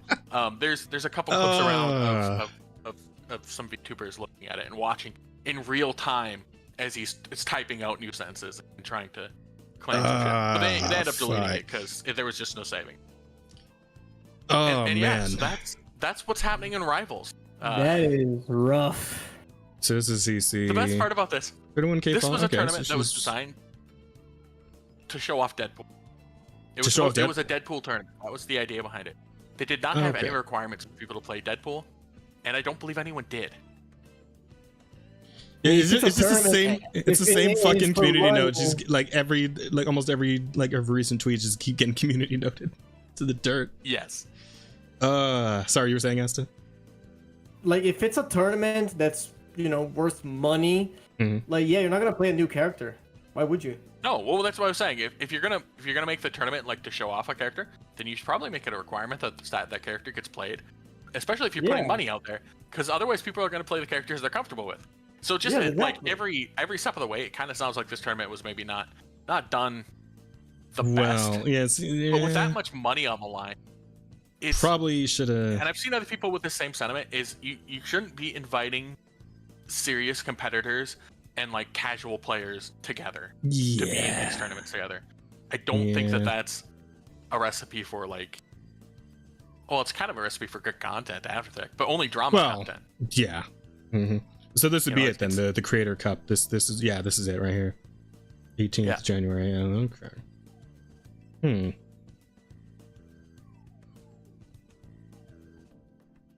Yeah, that was like I said, that's what's been happening in Rivals. Great times, Dang, that sucks. She's actually pretty cute, but I guess she's kind of a well. I suppose chat. Yeah. Javert said it. Just gave a fuck. Look, don't save ya. Yeah, true. Oh. True. I feel like we talked about this a little bit when we played Stardew the other day. That's like, it's like, well, kinda, like, because we were talking about, like, as far as, attraction and whatnot, like their looks do factor in, but, like, so does personality. So if all you got is looks and a shit personality, then it's still ain't going. Oh, you were kind of drunk. Yeah, you were a little drunk at the time. Yeah, I do love it because this has kind of exploded just drama all over the place, and people begin talking about other teams and other like situations, and like, the one people we're talking about, the one professional esports team where they have this woman on the team, and the only reason she's still there is because she sleeps with all of them, and this is a known thing. Does she? Oh, so she actually like confirmed she actually does. Yeah. Oh no. And it's like she's awful apparently, and it's just like wait. Like awful personality was, or just awful at the game? At the game. Oh, okay.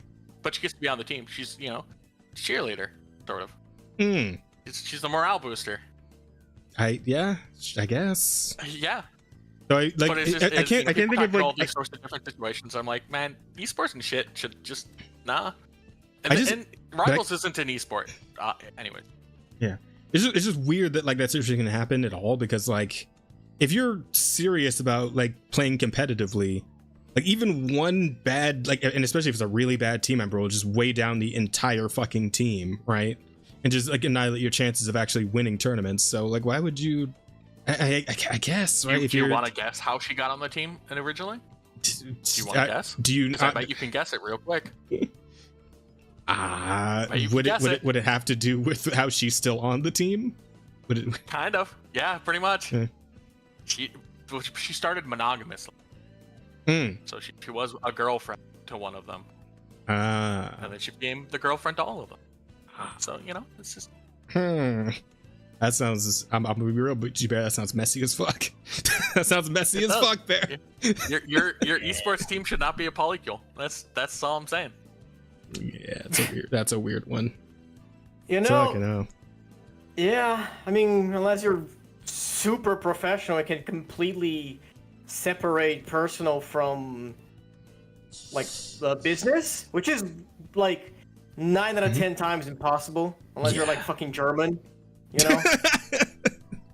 Why German specifically? Because I believe it. They have like a very like explicit distinction between like business and personal lives, like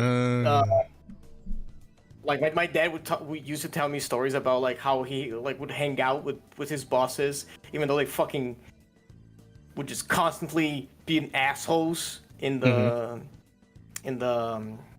office, you know. Oh, and it's like, yeah, and and over there it's normal, right? Like, Germans, so yeah, they can completely separate those two things, and it's like, you know. So unless you have that kind of mentality where you can rip someone's a new ass on The Office and then come home and like just drink a beer with them and chill. We'd have to see then if work. If it turns out at some point that like we see a fucking team type tournament game, and then the German team shows up and they're just all out in the open with it. The team name is just the Invincible German Polycule. That would be fucking fantastic. I would love to see that, honestly. The IGP, bro, like just start sweeping like the fucking league tournaments or fucking God, what's that shit that K plays again? I always forget. Valorant? Yeah, the Valorant tournaments, whatever, right? Yeah. Oh fuck. Hey man, you never know. You never fucking know. Well, I mean, I guess if that's really all that's going on with that, though, just the typical. Yeah, that's kind of it. Typical drama, esports drama. But yeah, I do believe you're exactly right, though, Bear. In terms of like not mixing casuals with professionals for tournaments is probably the best you could do. You can have a casual tournament, and you have a professional tournament, but both at the same time, probably not the best idea. Probably not great. And especially if you're putting shit tons of money on the line, because the professionals will want that fucking money. I mean, the casuals should want that money too, you know? Well, yeah, but I mean, they're casuals for a reason, because they don't fucking care. And clearly the Widow player did not give a shit, so.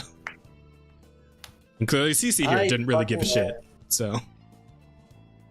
I mean, she got her bag, so I guess she didn't give a fuck about anyone else. Well, I mean, 7th out of 8. I mean, it's just. She didn't get the bag from the tournament, you know. Yeah, I mean, she's a pretty female Asian streamer. She's gonna be fine regardless. It's gonna be okay. She's gonna get all her fucking donos just from streaming, so she's not really. Yeah, she's probably not too concerned. Yeah, this is just say that, but petty drama. You know. This is well, okay, no, we don't have time. We should do stories. I was gonna say you say that, but I do know something else. I did see another article that was kind of entertaining. It's not gaming related per se, but I'll quickly mention this. Pokimane, big female Twitch streamer, recently made still her pop return. culture. Yeah, still pop culture. And she had to complain on stream about not getting enough new subs for her return because she's crossed the 30-year-old threshold. Oh no! It's time to start. That is she's crossed a certain age threshold. Now it's time to become a women's rights activist. Yep. Just like fucking ScarJo, man. Yeah. So suddenly the simps just aren't showing up for her anymore. It's just a little. Bro, that is honestly depressing. Or the fucking guys just because she turned 30.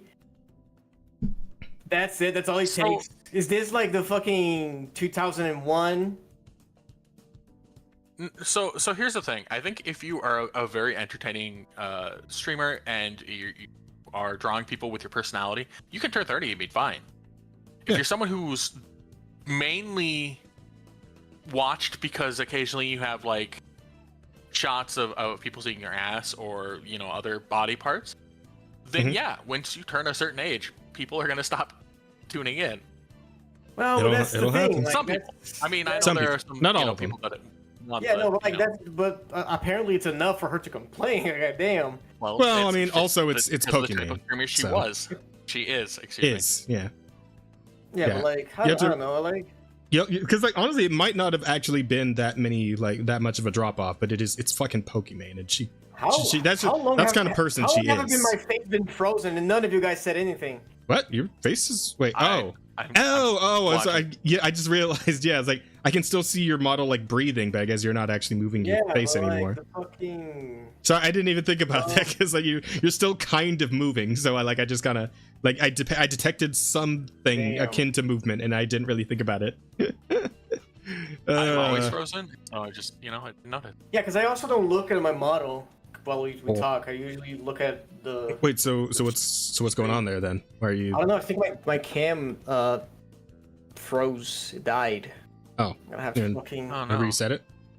Yeah, I'm gonna reset it. Okay. I've been having like an issue with like my USB ports on my PC.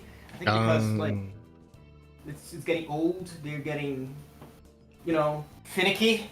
Mm-hmm. Or like they disconnect. Yeah.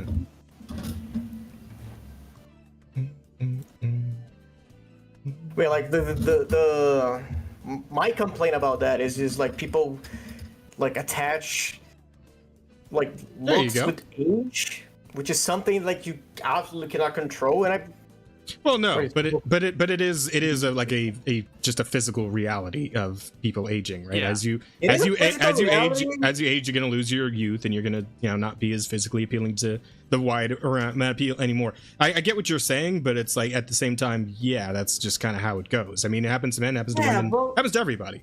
Like we all get old. Yeah, and what I'm saying is Pokemon is still like. Oh no, yeah, absolutely. Objectively attractive, right?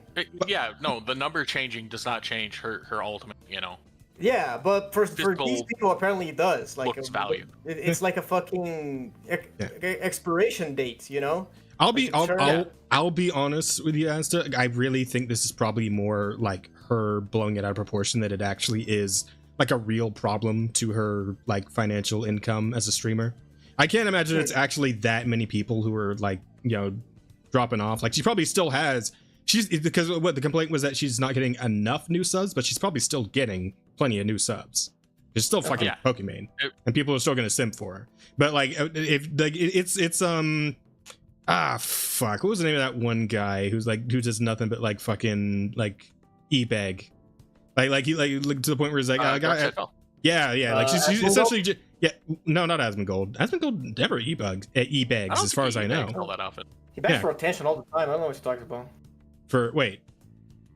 But that's not the same as e-begging though. Can I just take a dig at a guy that I don't like? No, you guys fucking microanalyzing everything I say. Sorry. I'm just because I'm specifically talking about like asking for money here, and and that's why I brought up Darkside Phil, because he actually he's literally specifically like saying you guys got to sub, you guys got to donate, yada yada yada, and fucking Pokemon's the same kind of like deal. She's very similar in that regard. So, like I don't follow any of the fucking big streamers. So like no, because they're not entertaining for the most part.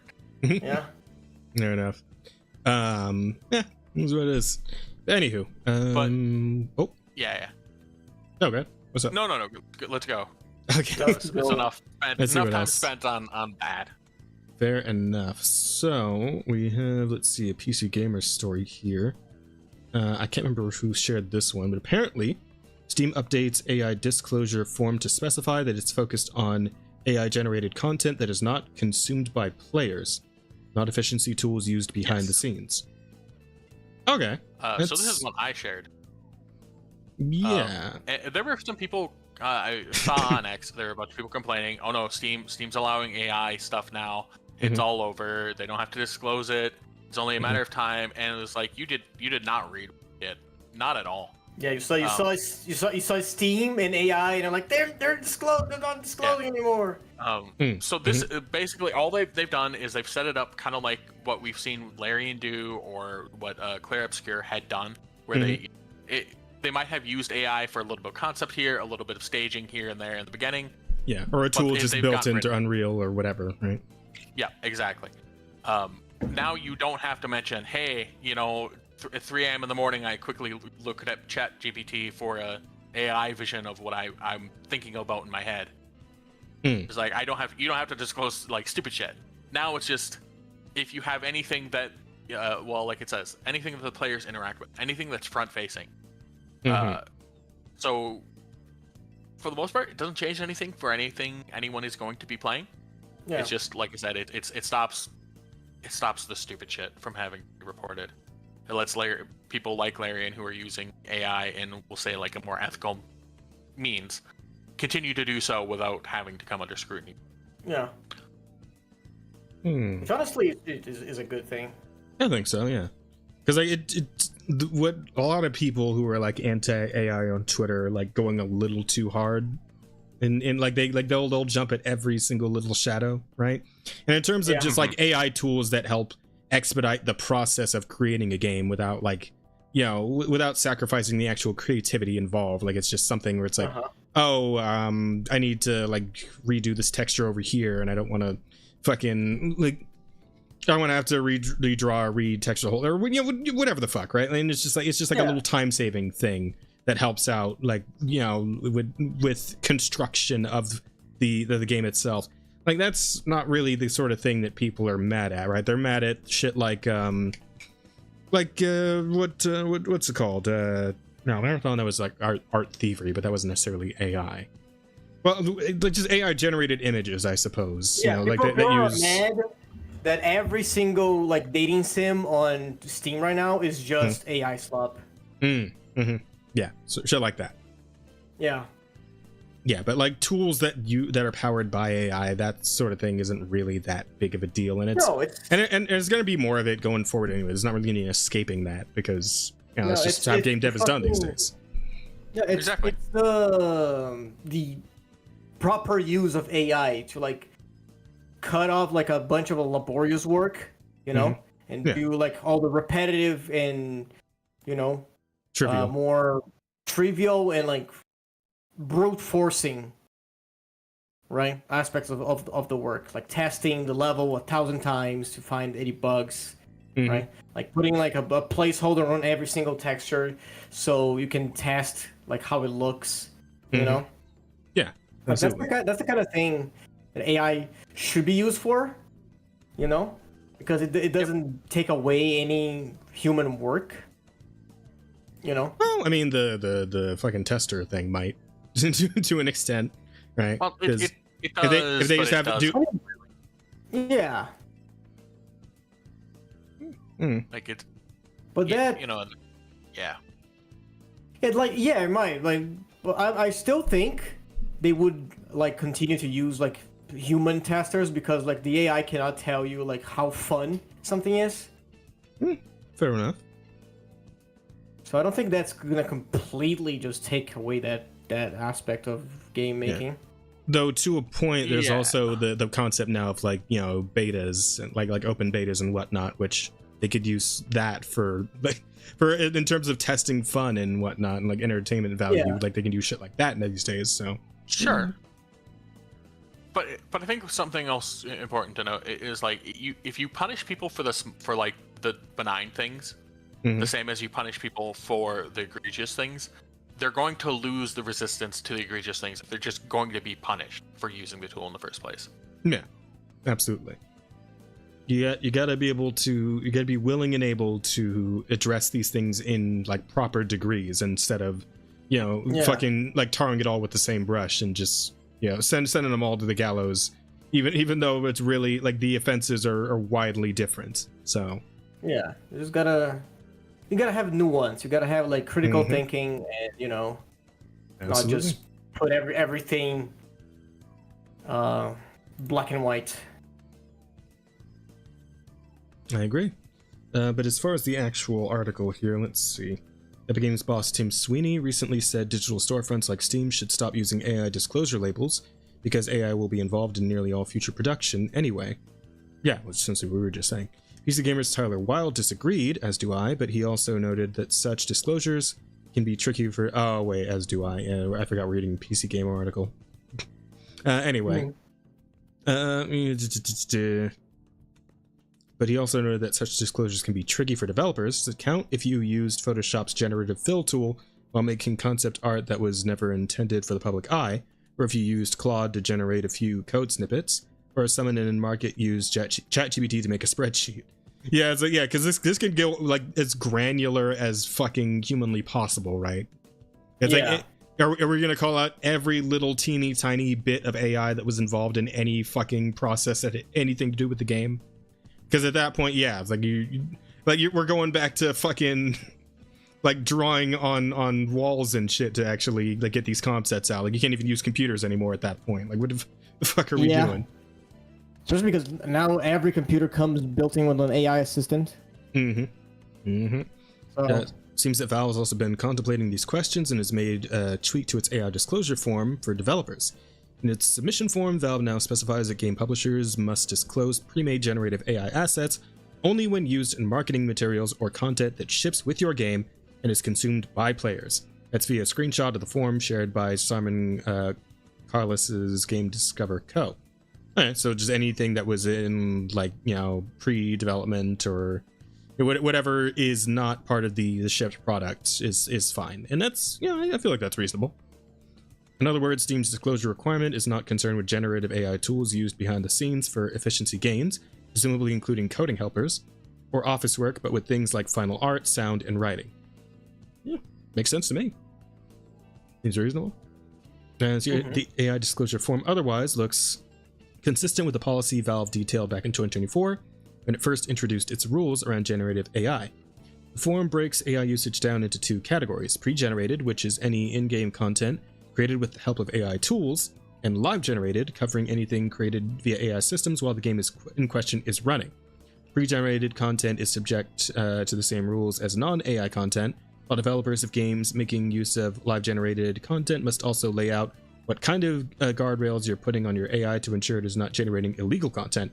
So I assume that would the live-generated would probably be something like if your NPCs use like AI to generate their voice lines, right? Shit like we talked about the fucking AI Vader in Fortnite a while ago, right? Like something like that, I suppose. Or I believe Arc Raiders is also using a similar thing. I heard people bitching about that. So, the Arc Raiders is using something AI, but I don't know what it is specifically. I thought it was voice actors for like the NPCs that are, I guess, wandering around or whatever. It very well might be. I just don't know. I still gotta play the game at some point. I also really didn't hear about that.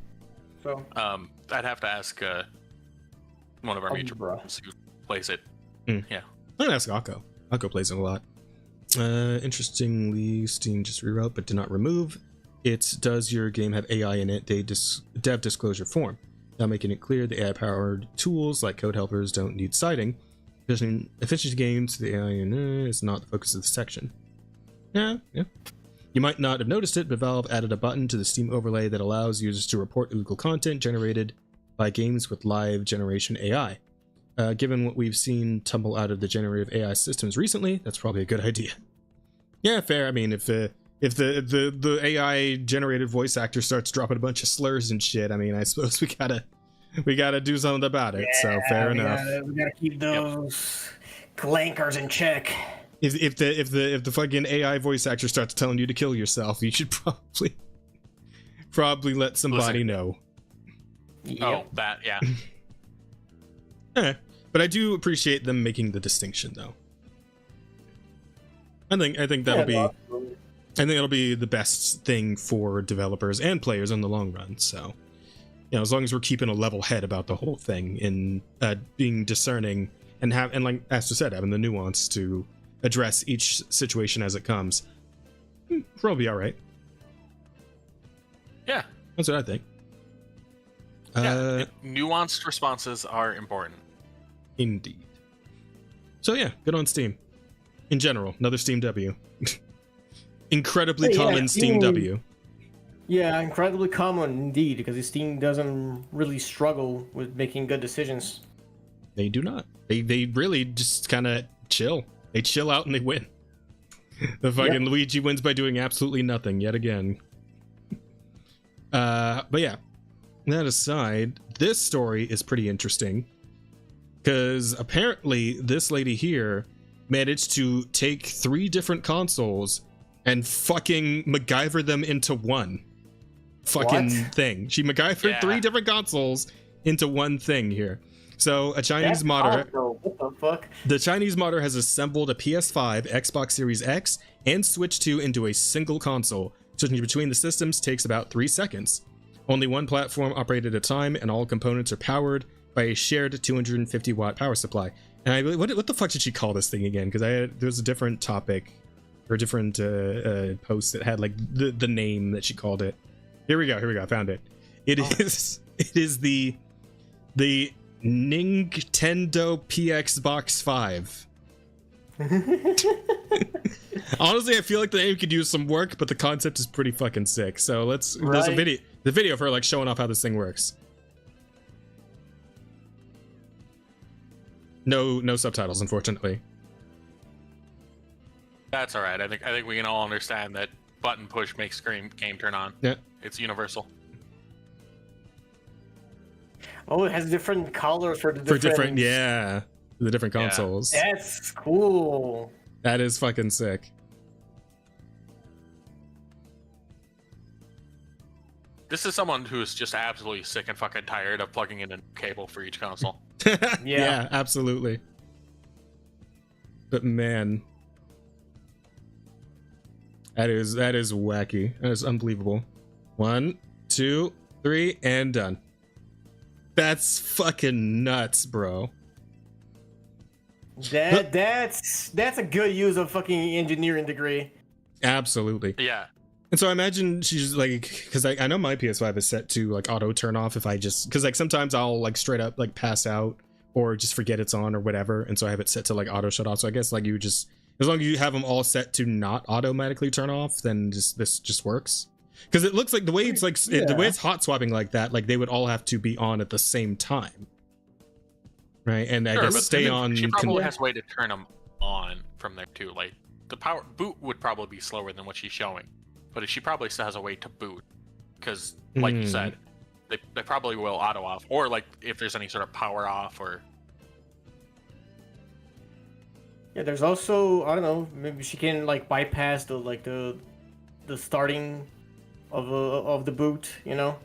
Yeah, somehow. You could start one booting while you're playing the other one. And is it one oh I guess it's not one controller for all, because like she's switching she's been between switching controllers. different She's controllers. been, Yeah. I think she just like fucking smashed all of their like, I don't know, like motherboards into one thing.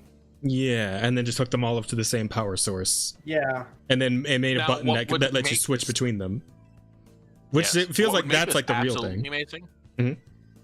Is if you were to pull that triangle up and just still pull the switch out undocked to take out, but that's in there permanent. That is no longer a mobile console. The downside is Yeah, you give up that the is disc true. readers, so soft copy games only.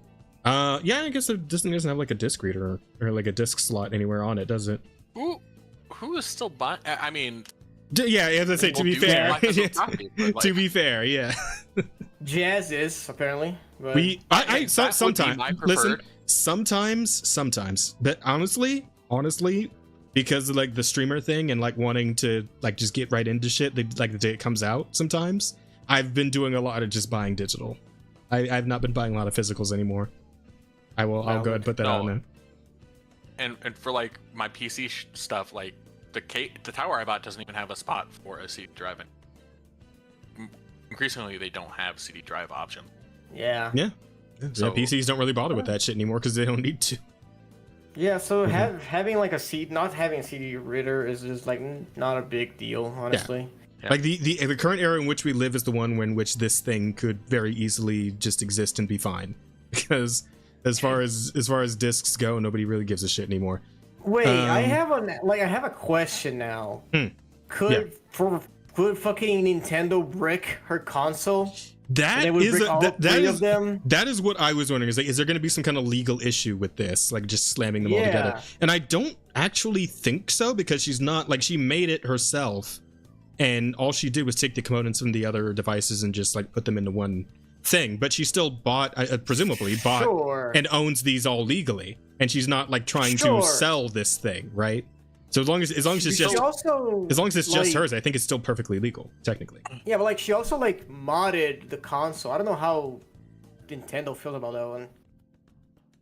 Well, like Right. like the modding, I know they've been so trying she to crack voided down her on warranties. Oh, definitely, yeah. I don't like, as far as like, I know they've been weird about like modding games and whatnot with Nintendo and all that. I don't know if they care as much for like physical, like modding the physical console itself. I wouldn't Oh think no, so. Anyway. I don't doubt that they're probably upset about this. Yeah, Like, it's this it's is Nintendo. probably something- Nintendo Yeah, Nintendo- hates- The United is on the way Oh. to shut this down expeditiously. Yeah, Nintendo fucking hates all of her customers. So you know, Yeah. it's gonna very well be an issue. Yeah. It's three consoles sharing the same PSU, which means it only requires one outlet to power all three. You don't have to lug around 3 consoles during on the move and want to bring them out. True. Seems pretty solid. Oh, hold on, Jazz. You're coming. You're all What? sorts of staticky. Oh, okay. Hang on. Let me fix.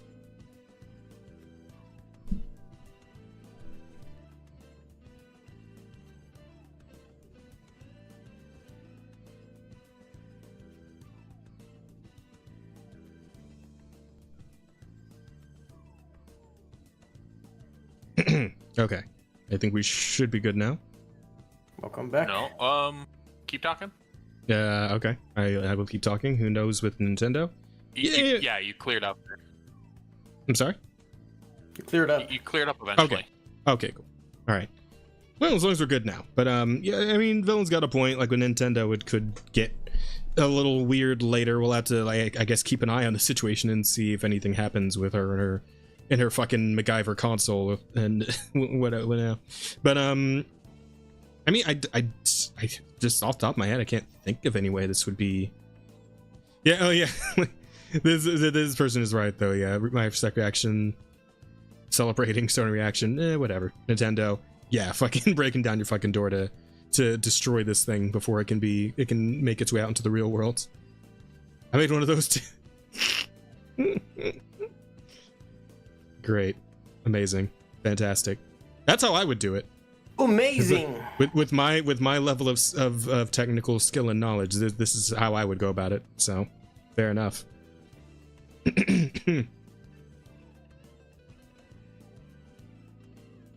It fucking looks pretty nice though too. It does. Like it's so clean. Mm-hmm. Right? Like the Omni console may exist one day, and maybe it will look like this. Who knows? Maybe this could be this could end up being the ultimate Nintendo hire this man situation, right? Right. Or woman, sorry. Yeah. Shit's wacky though. That's pretty cool. I just thought it was neat. I thought I should share it here because it's a fucking cool thing. Yeah, it's a good news, you know, like something to warm up your heart. Absolutely. Yeah, fuck all that. Fuck all those good feelings. Hey. Okay. Lego Batman is gonna fuck up your PC because the recommended yeah, that one.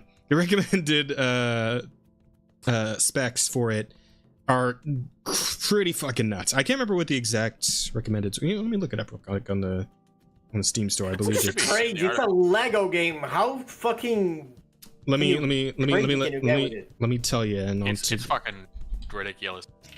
Lego Batman. If it was like a fucking Arkham game, you know? Is it this new one? The Legacy of the Dark Knight? Is that it? I think yeah, it's this one. May 20. Yeah, it's this one. Let's see.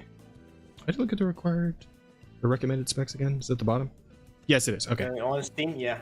System requirements. So let's see. Processor. Intel Core i5. Oh, that's minimum is recommended is an i7, 32 gigabytes of RAM. Is recommended. Yeah, that and at least that's foul. At least an NVIDIA RTX 3080. Jesus Christ. And storage 50 gigabytes available space. So 50. Yep. So it's a big fucking game. It's a big fucking game. Bro, man. No, fuck all that jazz. Goddamn. It's large. During the RAM shortage, are you guys gonna demand a fucking 32 gigabytes of it? What do you guys not have consoles? Insane. No, I do not. Actually. I know. I was making a reference. I was doing a reference. Yeah. Go ahead, Bear. We get upset about the article, about what we get upset about what that says, but we do actually have to go through their article. We do. As upsetting as that is, the article is the debunk. At Okay, least the hopeful debunk. Let's see. So Lego Batman Legacy of the Dark Knight is one of the most anticipated releases, confirmed to launch in the first half of 2026, in May specifically. However, after someone spotted the recommended specs for the game on its Steam page, some of that anticipation is dissipated due to fears that fans of Lego games won't have PCs capable of running the next title from Telltale Games. Jake the Lemur with a 3 appears to have been one of the first to have spotted the recommended specs listed on Lego Batman's Steam page. Twitter user compared the specifications to those required to run Lego Star Wars The Skywalker Saga, the latest Lego game released by TT Games. There's quite a leap between them, even though it has only been 4 years since the last release. Let's see. There's been an update from a community manager at Telltale Games who's clarified that there's no need to be concerned, at least not yet. Wait, I'm saying Telltale. Telltale and TT I think are two different things. But anyway, the CM who goes by Gehen's World on Discord confirmed that anything on Lego Batman's Steam page regarding what you'll need to run the game should be taken with a grain of salt for now. Okay. They explained that for a game to be wishlisted and open for pre-orders on Steam, the developer needs to detail the recommended specs for a game. However, those specs do not need to be accurate. Oh, but why the fuck? Then what the fuck's you know what? The implication is for safety. Like it's better to let them have like high expectations and then subvert those later, maybe. I guess, but then wouldn't you just put that on like? Because you have like the minimum and you have the recommended specs, so wouldn't you just kind of? I don't know, man. All right, but that is good. I mean, as to hit on what it is, like those are the worst or like most potent specs it could possibly need, but it's not. But we don't know yet for sure. No, okay, but because it's still so far out, so they're optimizing it down, trying to get it to be better than that. But worst case scenario, that. Okay, I see. The implication is that the specs currently listed for Legacy of the Dark Knight are not necessarily the final ones that will be in place at launch, that the game is still being optimized. Yeah, as you said. Fair enough. In 4 months. So that hopefully means, with a little more than 4 months to go until release day, there's a real focus at TT Games on PC optimization. As it stands, Lego Batman's recommended specs include 32 gigabytes of RAM, which is 4 times the amount recommended for the Skywalker Saga. And a GeForce RTX 3080 graphics card, which is a significant step up from the GTX 7080 that's required to run TT's last game without issue. Yeah, I would say so. It does seem incredibly likely that, provided Lego Batman is on track to hit its release date, there will be a significant chunk of dev time dedicated to optimization during these final few months. Making sure it runs well on as many PCs as possible is arguably more important for a game like this than most others. It's a game aimed at casual gamers and kids, so the kind of people who won't necessarily have a high-end PC with a ton of RAM and a 3080 graphics card. Yeah, I would think so. And like, yeah, the target audience here would be like the main point, right? It's like people are probably pretty casual gamers if they're playing any given Lego game, right? Yeah, that's kind of what Lego games have always been. They're just kind of simple, stupid fun. Pioneers in that regard, of course. I don't mean that as like a disparaging way, but yeah. So hopefully that does mean if someone from the team has spoken on it and they're saying they're optimizing it, then great, and hopefully they'll have figured that shit out before the game is actually gonna ship. But with recent things happening in gaming, it's always nice. Like he says, take it with a grain of salt, but I'm taking what he's saying with a grain of salt too. You know what I mean? Yeah. I'll keep your head on a swivel.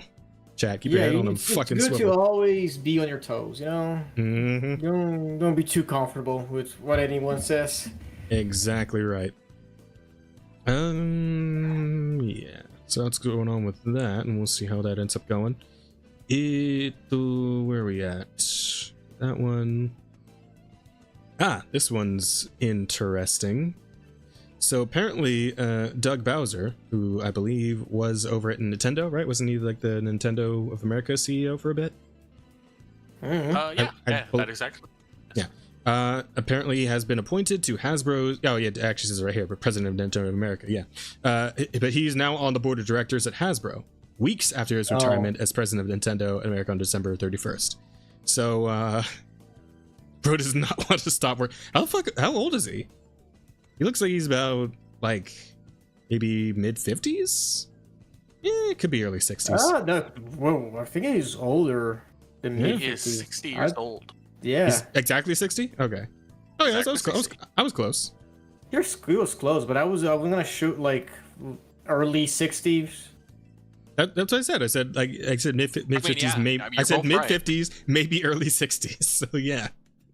I didn't hear the second part. I was Oh. like mid 50. My dad's mid 50. He doesn't look this fucking beat down. This guy look like a fucking on his last hurrah. Oof, bro, that's So I just said. So I just said this economy. Fuck. Yeah, retirement's not gonna be a thing in the next like 5 years. That concept's just gonna fucking evaporate entirely. It No, It's kind of already did. it's already eroding, but it's just gonna Yeah. be gone for good soon. So, but Kind of already did. People don't fucking plan to retire anymore. please release Transformers 2 and my life is yours.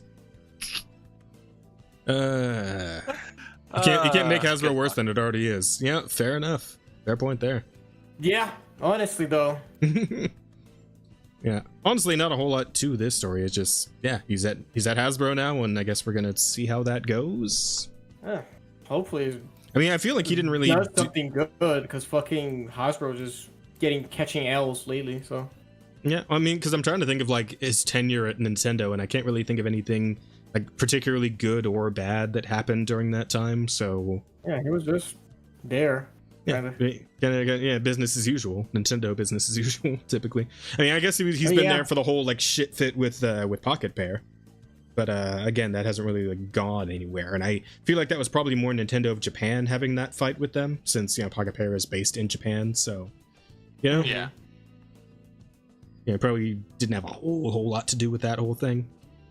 Yeah. Yeah, if he was in America, yeah, absolutely nothing that fucking comes from Nintendo Japan has to do with him. Yeah, that's how that's going. I guess we'll see how that goes for him. Board of directors. Yeah, we shall see. All right, moving right along. So this I put in because it's fucking irritating because this keeps happening. I can't remember the last time this happened. I know it was like a bigger title that came out and it did the same stupid shit. But yeah, Marathon Collector's Edition costs $198.99. It does not include a physical disc, or a game code, or a digital copy of the game. Again, this bullshit.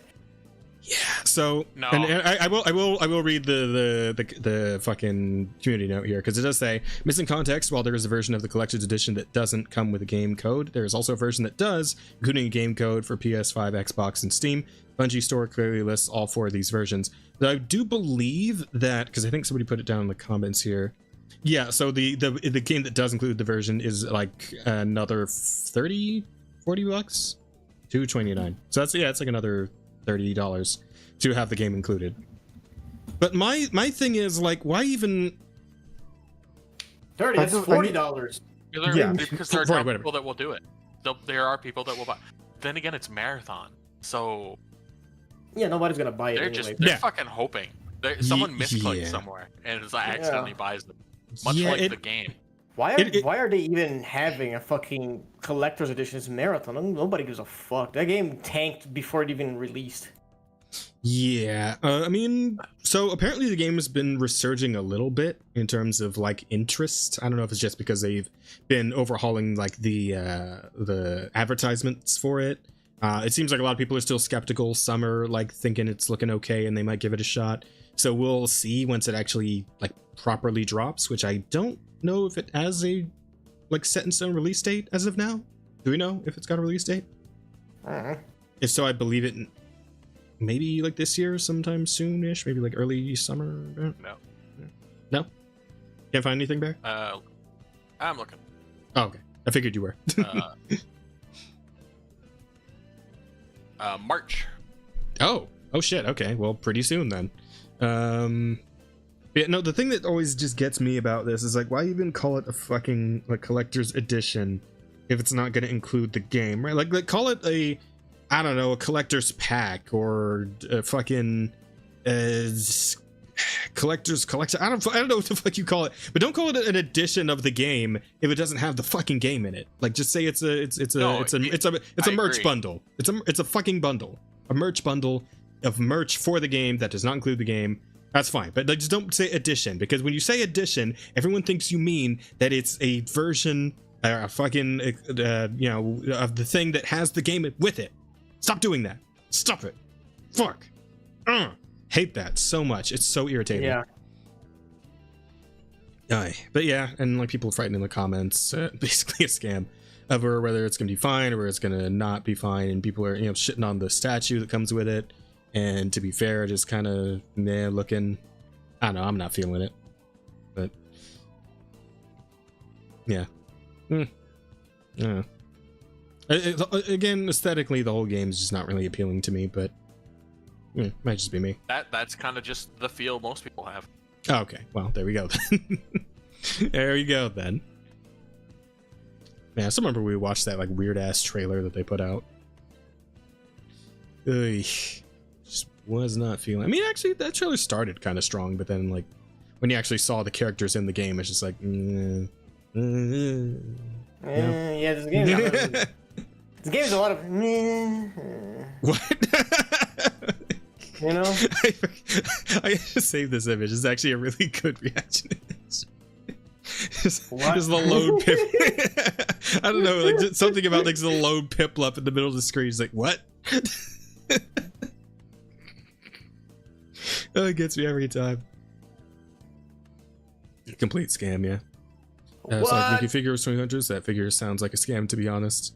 This was damn. Okay, hang on. This is actually kind of nice. Yeah. That's a nice ass figure right there. Oh yeah, the wings are like instruments and like music books and shit. That's cool. That's pretty cool. Yeah. Yeah. Fucking face hearts. Remember when collector's editions actually used to be worth it? Where are you expecting to pay more, but to get less for our money? You know, that's a fucking good question, isn't it? See, that's a fucking cool figure, man. The black and white and everything. That's fucking sick. You get like the art books, and you get like stickers and little standees and shit. And the game. You get the game. And the game, most importantly. You know? Oh. Exactly.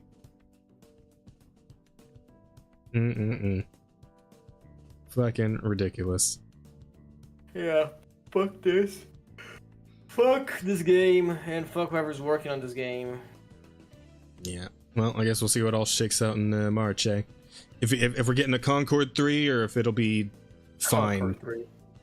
Well, because like I believe fucking Highguard is set to come out sooner, so that's going to be Concord 2, right? This would be Concord 3. A week. It's a week. It comes out like next week. Yeah. And nobody really knows or cares. I did see that Joff went ahead and like retweeted the fact that it was coming out. Or I think no, he didn't even retweet it because they didn't like their own Twitter didn't put out a post about it. He just put out a post saying, "Hey, game's coming out next week, guys." They haven't posted anything since they announced the game. Yeah, Jeff is doing all their advertising for them for some fucking reason. Like, whatever, I guess. Yeah, it's when you have so little confidence in your shit that you're not gonna even talk about it. Just hope people forget. Yeah, man, I still remember. Says a lot. I still remember when they were going through the whole thing with like the art theft bit, right? And they had their fucking lead developers or their studio had go out and try to talk to people, and they were just getting fucking like ragged on by chat to the point like these grown men looked like they were about to start crying, like straight. I felt a little bad about it. It was kind of funny, but I also felt a little bad. I couldn't help it. Like these guys were just like they had nothing to say. They had nothing to say about any of it. Like they were dying out there. They were dying on that virtual stage. Unfortunately, well, the thing is, with a lot of those people that they're not in charge of what the games actually end up, and yeah, they're paraded out there, and just forced to take it and have to hear how much what they've been doing for the last years, several years, is like awful. It sucks. You should feel bad. You should hate yourself. It's like, oh, okay. I do believe that feel was for 'em, what I do. what the Concord devs had to go through back when that whole thing happened. Because God, Well, yeah, they should though. that They that should one feel bad. that's like the most extreme example of what you're talking about, though, because that is literally like the quickest shutdown of a game to ever exist, I believe.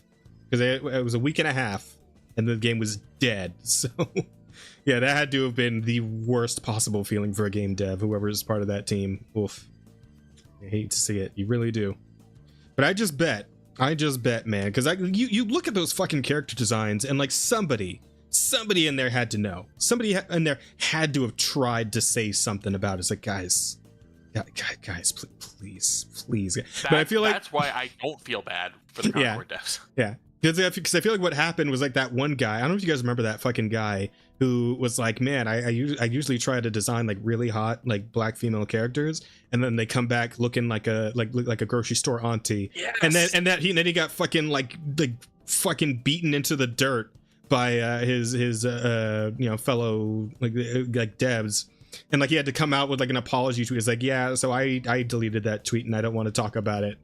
But what I said was wrong, yada yada. Like I remember that guy's fucking name, but I always remember that tweet, man, because that was the quiet part being said out loud for everyone to see.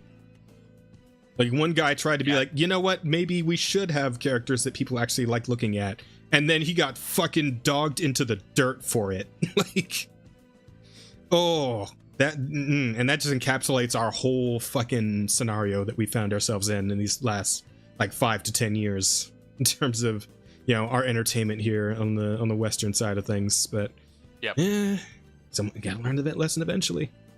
Can only hide from the truth for so long. At the end of the day, it is what it is.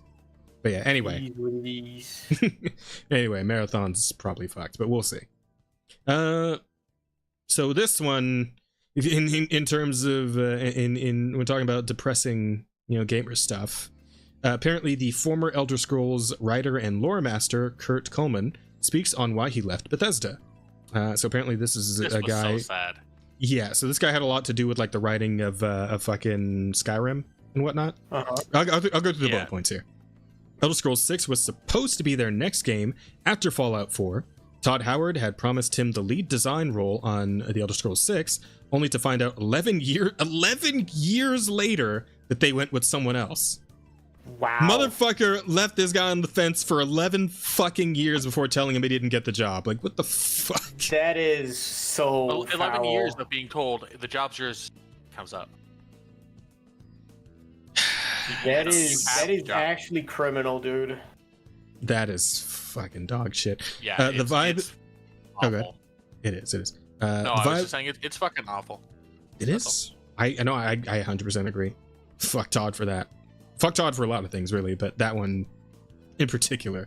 The vibe at Bethesda was very different after Skyrim's success. Coleman was co-lead on Skyrim. Of course, after Fallout 4, we didn't go to The Elder Scrolls 6. We made Fallout 76. Damn.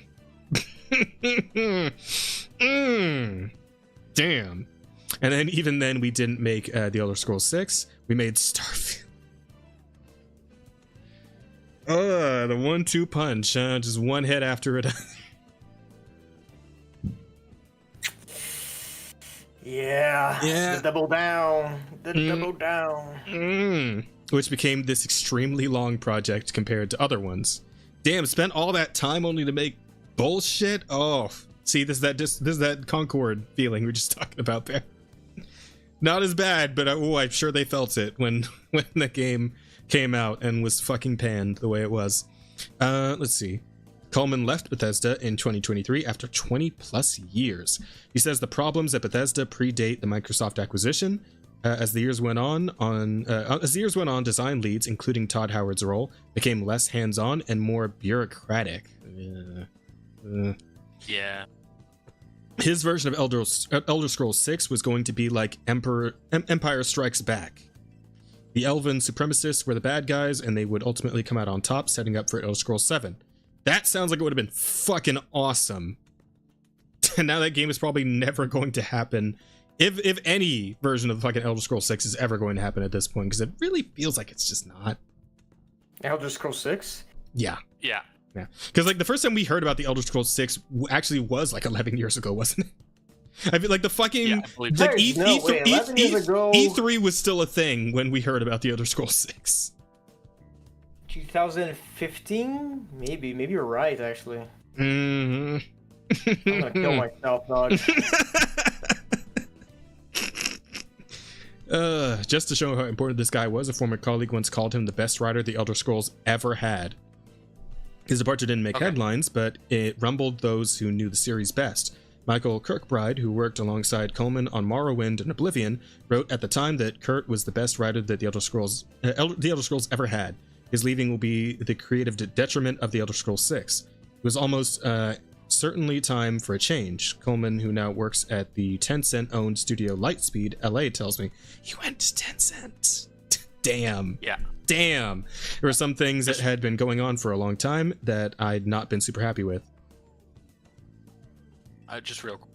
Go ahead, 2018 is when the Elder Scrolls 6 trailer dropped. Fuck.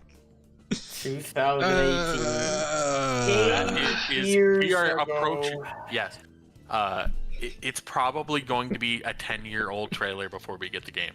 Oh man, that's something. All it fucking is just like a slow pan over like a fucking mountain range or whatever with the title card, right? That's all it is. Yeah, that is all that is. That's all they had.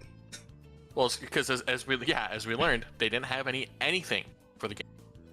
Yeah. They hadn't even figured out who was going to be in charge of the game.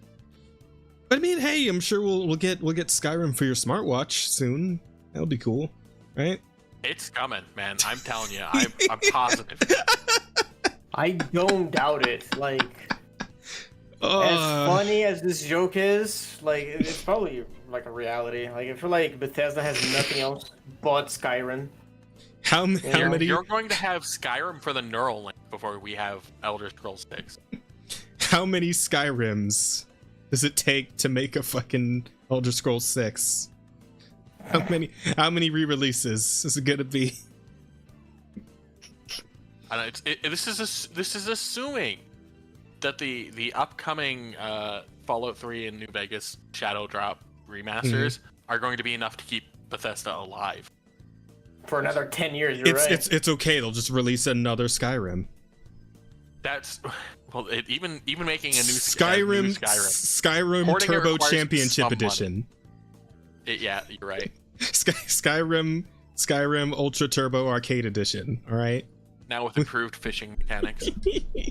Skyrim, but with all the fucking improvement mods of quality of life and graphic, exactly. Like and the graphic, like wait, you joke, but didn't that actually happen? Where like one of the remasters was actually just like including a bunch of mods that like fucking random people on Steam made? One was a whole bunch of creation kit stuff just thrown in there now as like basic shit. It's some of the most jarring shit because it's like textures don't match up, like general tone doesn't always match up. It's fucking awful. That's wild. Oh man, it does suck, man. Because like he mentions in here that one bullet point that really hit me is that the vibe at Bethesda was very different after Skyrim's success. They got just completely drunk on it, and they've been fucking stumbling around, like knocking over shit ever since. Fucking knocking over tables, bumping into other people, spilling beers on the waitresses, all that shit. Yeah, no kidding.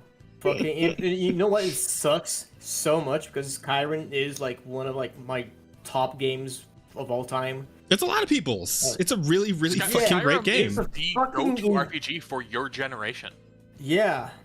Yeah. Unfortunately, it's also the go-to RPG for like the generation after yours too.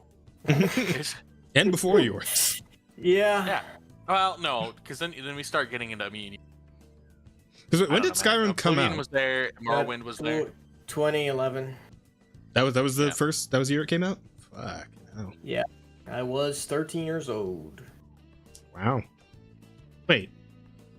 Skyrim's rated M though. Asta. He's a Brazilian 13. Were you playing video games that were above your age rating? For shame. I was playing San Andreas when I was 9 years old. Shut your bitch ass up. Man, I remember when I tried playing GTA as a kid, and my mom got so fucking mad. Yeah, like mine too. Like I borrowed it from a friend. She almost snapped that disc in half. I had to like beg her to not, so I could give it back to him. It's like, please, no, don't. He's gonna make me pay him back for it. Please, just let me give it back to him. You know, I had a similar experience. Mm-hmm. You know what I did? I just she got rid of my copy of the game. I just bought a pirated version for like $2 and put it on a blank disc, and it just like wrote fucking Ape Escape on it or something. Yeah, no, that is exactly what it is. Like I just because we used to burn CDs the decoy disc. Yeah, it's like, I mean, she never checked which games that I have. Like, fucking Brazil is the house of piracy, okay? Like, back in the fucking PS2 era, I never owned a single fucking, like, original disc. The first original disc that I got was when I got my PS3. Fucking, I don't remember when. You know, ever since it was always pirated. It was always, there was like a store in the corner of my street, or I would go to, I would like give them like a tender, and you give like 15 games in one disc, you know. And my mom would never check, because like, why would she?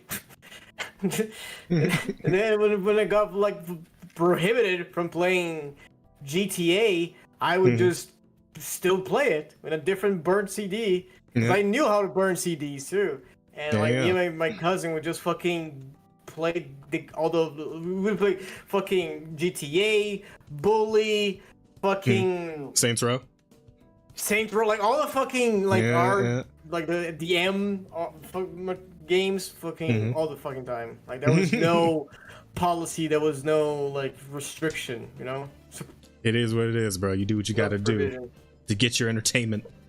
Yeah. Those are the games that defined a generation, bro. You gotta play them somehow. Exactly. Gotta fight for your right to party. Good shit. But yeah, that's real sad to hear about Bethesda, because at this point Bethesda's just not. It's just not. That's all I have to say. It is not. You know, Bethesda is just fucking. It hasn't been. Honestly, hasn't been for a long time. True, and it is unfortunate. Yeah, like the biggest banger they've dropped in fucking years was a remaster of fucking Oblivion. Yeah, which wasn't even that popular from what I heard. I feel like people still like preferred the original Oblivion over the fucking. Well, yeah, because they did a bunch of like fucking stupid little changes. You know, they censored some things and all kinds of that fucking nonsense. So. You know, obviously people weren't too keen on that. They probably just go play the original Oblivion. Yep. Fuck it. Yeah, with mods. Well, and that's the other part of it. The new one, they didn't include the creation kit stuff with it, so you can't do the in-depth mods. Yeah, that's garbage. Oh well. Anywho, why don't we get on to the headliner here. The thumbnail story. This one's fucking nuts, actually. So apparently, somebody had discovered while fucking around in the files for Monster Hunter Wilds that there was actually a very interesting reason behind its performance issues. And Digital Foundry did go ahead and confirm that it is the case that it was a Redditor that found this out. It's a claim that a DLC check is hurting performance in Monster Hunter Wilds, because apparently this performance check or the DLC check is happening like every 30 seconds that the game is on, and that's fucking you out of like 10 FPS or so, like 10 to 15 FPS. So I guess I'm just locked out of Monster Hunter forever. It's nutty. Do I have an actual article for this? So I do want to say I've read another article on this, and this is a problem, and it's specific to the town. The DLC check does not. Yeah, to the town. The DLC check does okay. not take place out in the actual wilds. Yeah, I thought that like someone in Capcom was saying they were going to address this on a stream or something. Yeah, it is a real issue because it will fuck over your performance while you're In town, yeah. But it is not something that is fucking over your performance while you're out trying to fight mobs. Okay, all right. I mean, that's Denuvo in general. So. Oh yeah. Well, probably nothing to be done about that. Honestly, they're never just gonna get rid of it. Yeah, users posted an unlisted video showing the performance going from 230 for no DLC, 530 for all DLC modded. Users reached out to them for a video. Let me see. Oi. Yeah, because I also like to mod Monster Hunter to have the big titties. Of course you do. Nah. So there's an actual comparison video here, or?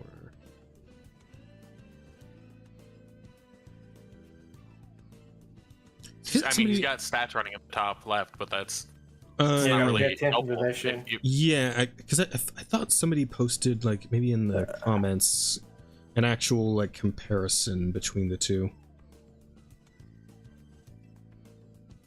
No, maybe not. I could have sworn I saw that somewhere. I could just like maybe type in like Monster Hunter Wilds FPS or something and see what comes up. Enter. Yo, Bear. Yes. Check the embedded chat Yeah, real I'm quick. looking. Yeah.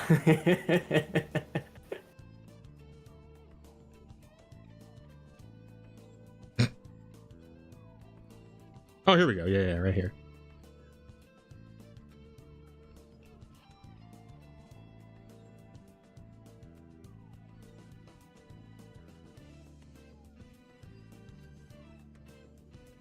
So this one's with the less checks enabled, man. 38 to 46. Yeah, wow. Yeah, it is a huge issue, and it is just kind of a good example of how Capcom does not really do well with PC ports. Yeah. Mhm. But this is the sort of thing you really should have like had ironed out by now. This is like it's like a headliner So, Capcom title, right? It's the biggest, newest quick. Monster Hunter game. So he is getting better FPS on that the second one, but whatever programs he's using, man, is that eating up fucking some more GPU and Yeah, CPU. true. It's like I did notice that's not that. good either. Yeah, it's true. But of course, the main point there is that like you shouldn't have to have all that bullshit in there to get better FPS. No, They should have just sorted this out on their own end, right? Yeah, that is absolutely.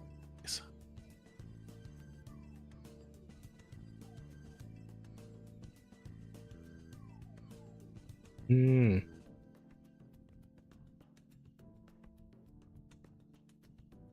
I don't know. Of course, you Yeah. could also just lock the FPS at 30 and play the game at that. Yeah, I imagine a lot of people have done that, but yeah, if you have a really good PC and like you got the really good PC so you could fucking run, high-end games at max frame rate, then I imagine you'd be a bit pissed off at this sort of thing. Absolutely, yeah. I'm not saying it as like a good thing, like a solution. It's very much a cope. Hmm. If you really want to play the game, that's probably.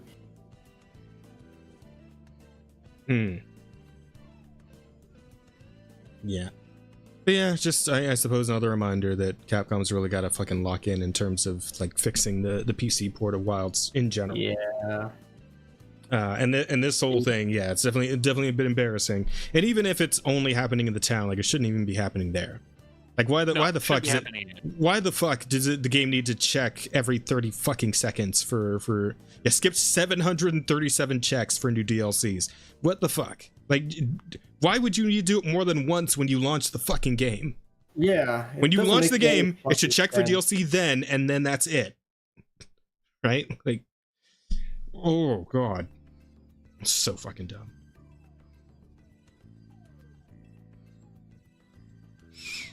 That's so stupid. That's so fucking stupid. It is. It's fucking Absolutely ridiculous, and I hate it. And I wanna. I don't know what I want to do. Hey, but hey, there is some good news out What do I there. want to do? I don't know. There's some good news, guys. I know there's been a lot of rumors bouncing around over many years about this, but it looks like it is finally actually confirmed to have happened. Kathleen Kennedy is stepping down as president at Lucasfilm. I mean, the fucking ship is already sinking and on fire, but she is leaving now, so it can't get worse. That's my problem. And it's like, okay. What happened to Captain going down with the ship? I want her to go down with it. After 14 years, she finally stopped digging, because I suppose now the grave is deep enough, and Star Wars can be left to its own devices. Funnier still, actually, is the fact that Dave Filoni is now, and apparently Lewin Brennan, who I don't know who the fuck that is. Dave Filoni is in my know, though. And they have officially taken over as the official leaders of Lucasfilm. Dave Filoni will oversee all creative development. Lewin Brennan will oversee executive duties. So I guess she's like the money man, and he's taking care of like the creative stuff. I don't think Dave Filoni is gonna be able to turn this ship around. I'll be real honest about that. I don't think he's. I don't think one. anyone can. Fucking Star Wars is done. Like Star Wars, there's no coming back. Yeah, it's true. But like Dave Filoni in particular, because like, I think he was the Clone Wars cartoon guy, like the 3D Clone Wars cartoon. I believe that was him, and like. I mean, that show was fine, but it was never really like anything too terribly special, anything to write home about. And I'd heard that I never watched it till like the very end, but I heard the ending was kind of disappointing as well. So it's like, yeah. Plus, the Clone Wars cartoon. I believe that was Dave Filoni. So it was Dave Clone Filoni. Wars? Yeah. The Clone Wars was bad.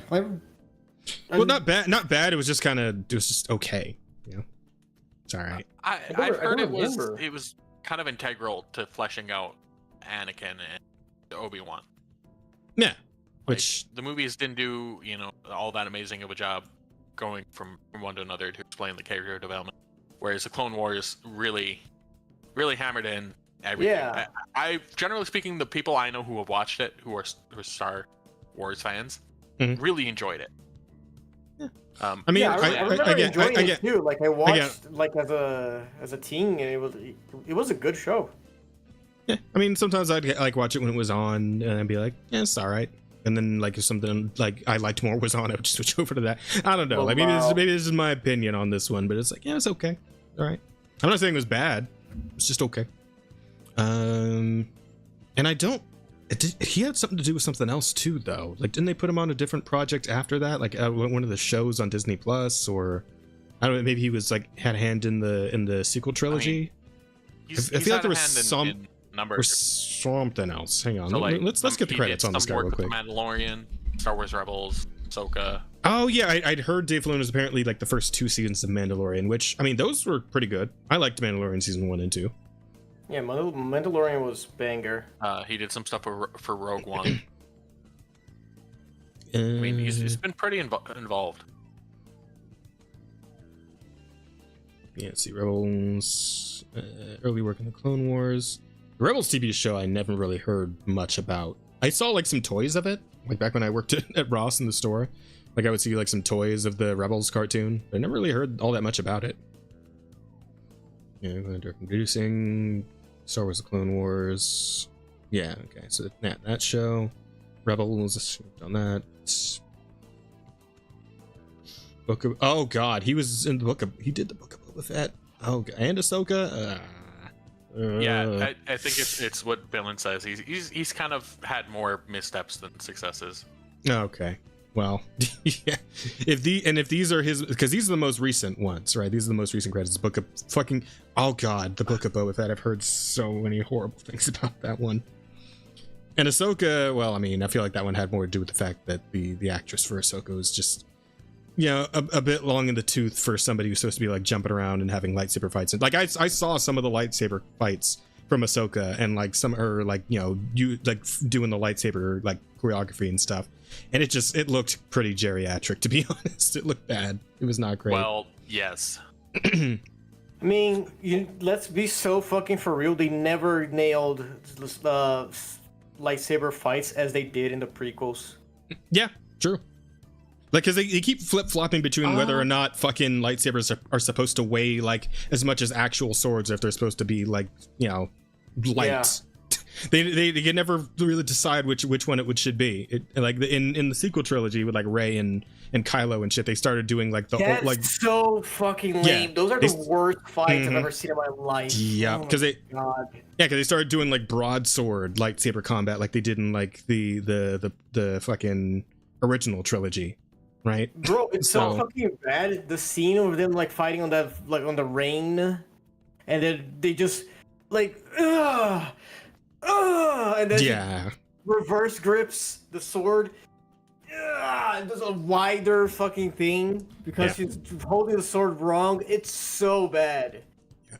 Plus, they did the one thing they probably really shouldn't have like pointed out in Star Wars with lightsaber fights, where like they had the trick with Kylo like turning it off and on again in the middle of the fight, and it's like like I really feel like you guys probably shouldn't have pointed that one out of all things for lightsaber fights. I don't know. It's been pointed out for a very long time. Has it? Yeah, I don't know, because I feel like that was the first time I'd seen that, at least in the movies. Is that like in the Clone Wars or something?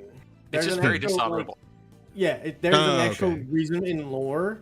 Mm-hmm. Yeah, because like it's so obvious, so they came out with it like, oh, it's a dishonorable strategy.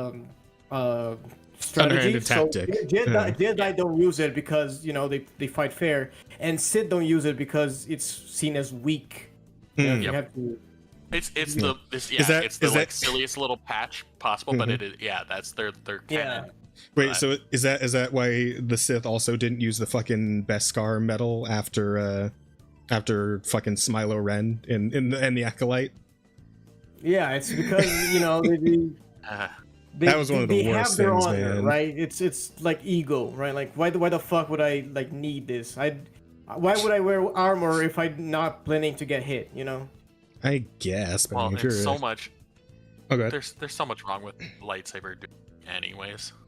Just with how if you have the power to like you have telekinesis, you basically that is force at its easiest to use is like basic telekinesis. Without even turning shit off and on, just being able to slightly move their hand, push on their body in different places. It's you're not gonna. It's just there's so much wrong with. Yeah, so much wrong. With that one, I kind of assumed that like with two like Jedi or two Force users fighting, like they kind of cancel each other out on the Force side of things. They have to get down to fucking fisticuffs or lightsaber cuffs, I suppose. That's what I assumed was the deal with that. And unless it's like a moment where they're actually focusing on the Force powers, like say in fucking Force Unleashed, right, when you're like doing the big finishers on the Jedi that you fight, where it's like, oh, you beat them down enough with the lightsaber, so now you can get them with the fucking Force grab and throw them against a wall or whatever, that shit. So the problem is with like any of the prequel movie stuff where they're doing those fancy jumps and shit, and they're in the air. Anytime you're using the Force to propel yourself into the air like that, you're open. Suddenly you are in the air. You have no resistance on the ground. You have no tether. They could just go bloop, and you go flying away. Because you've exerted yourself doing the stupid fucking jump. Yeah, sure. Like why did Obi-Wan not just like fucking force push Anakin like into the stratosphere when he did the jump, right? He's like, well, I mean, he still won, right? He just cut off his arms and legs, right? So he still got him, but like he could have just like charged the force push as he was jumping and just fucking just send him flying into the fucking just into the lava pools or whatever. That could have been it. That could have been the end of the story. No Vader. Yep. So there's a lot of it in it that's like it's very contrived. As long as you are accepting and know that like this is not how any of that would work. It's all the same. So I don't care that like in the original movies it's slow because maybe the original movies. I don't care that in the sequels now that they have like the broadsword combat because it's all contrived bullshit anyway. It's just make it interesting. Yeah.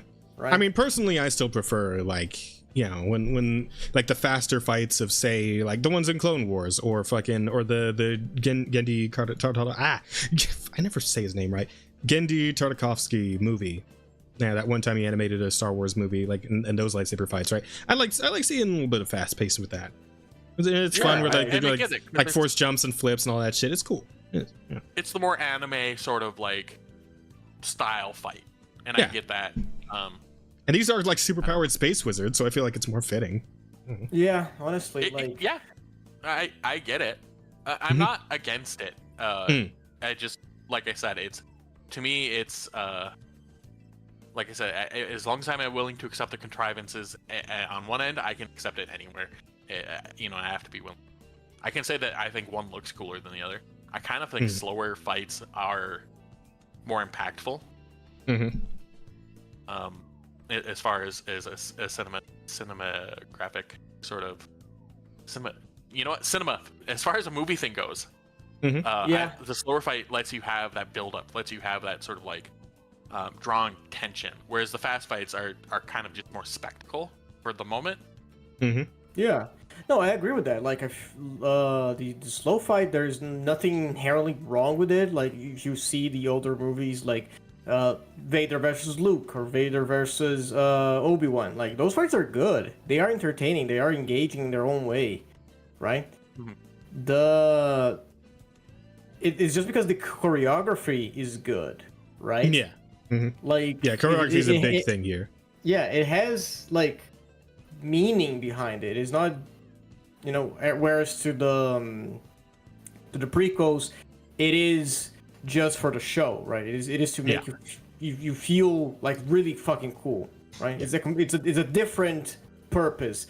Now the fucking sequels, they have none of that. They don't have good choreography. They don't have any purpose. No purpose. And most times the actors themselves just aren't really selling it. So like getting people who can actually swing a goddamn lightsaber, you know, that probably helps as well. On top of having decent choreography. Yeah. You know, it's a number of things. Yeah, but as far as Dave Filoni goes, I'm not really like I wouldn't be that excited about a turnaround even if it were like, you know, somebody with a really, really good track record. But Dave Filoni, yeah, I just don't see it. I don't see it happening. Though, who knows? Maybe they'll start to do like a Marvel kind of turnaround, like what Marvel's doing with the with fucking not Endgame, what's the name? Doomsday. Like how they're leaning a lot into like the characters people actually like, you know, bringing back Cap, you know, specifically the fucking Chris Evans Cap. You know, they're doing a bunch of like X-Men reveals, you know, they got Professor X and Magneto in some of the trailers, you know, like they're focusing on characters people actually give a fuck about, right? And that's a good strategy. They should definitely keep doing that. I'm still not going to see that movie day one because I still don't trust them at all, but they're leaning in the right direction in terms of what people might actually be willing to, you know, give them the time of day for again. So, and if Star Wars starts doing that too, and it seems like they might be heading that direction. I had heard that the like Rey movie that they were thinking about doing apparently got shit canned, which was the right choice because nobody fucking likes Rey. Yep. So, yeah, we'll have to see what their plans are going forward. Again, I'm with you guys. I think Star Wars is pretty much just dead at this point. They should just let it go. Yeah, because they killed it like they killed Indiana Jones. So fucking just whatever. Just let it die. Kill it if you have to. Fuck. Anyway, that's all for that though. Check out the thing that I just sent. Okay, let me see. This sounds like good news to me. Oh, what's this? Oh, the OpenAI thing? Yeah, I did hear about this. So yeah, OpenAI is projected to lose $14 billion in 2026 with mounting costs, accelerating cash burn. And analysts warn that without another major funding round, the company could face a liquidity crunch as early as 2027. Yeah.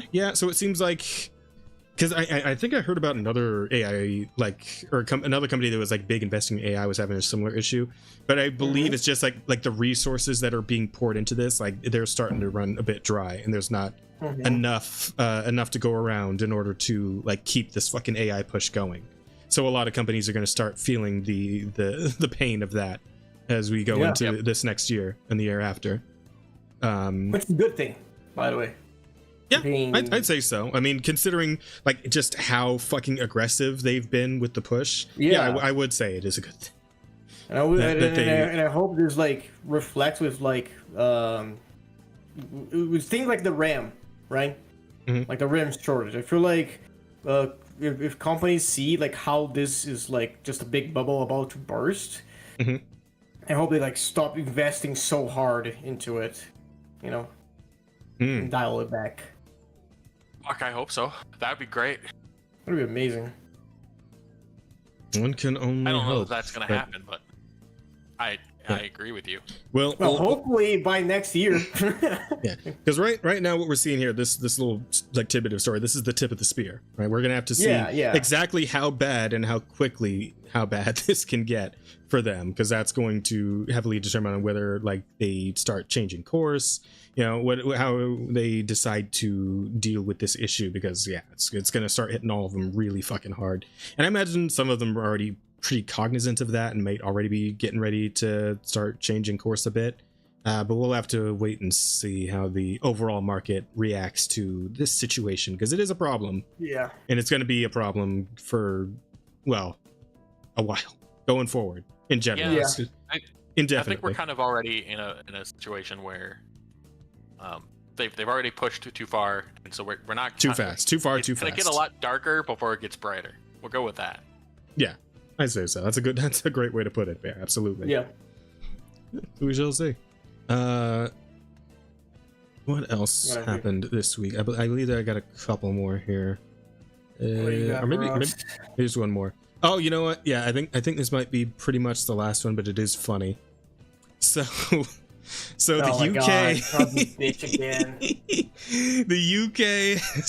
What do you mean? Amelia's great. The UK has actually taken down the interactive game pathways because one character in it got a little too popular, and they realized that it was backfiring incredibly hard. So they pulled the game in order to try and stem the flow of the Amelia memery, but as we all know, once that genie's out of the bottle, there's no putting it back in. It's over, bruh. It's over. What the fuck? What the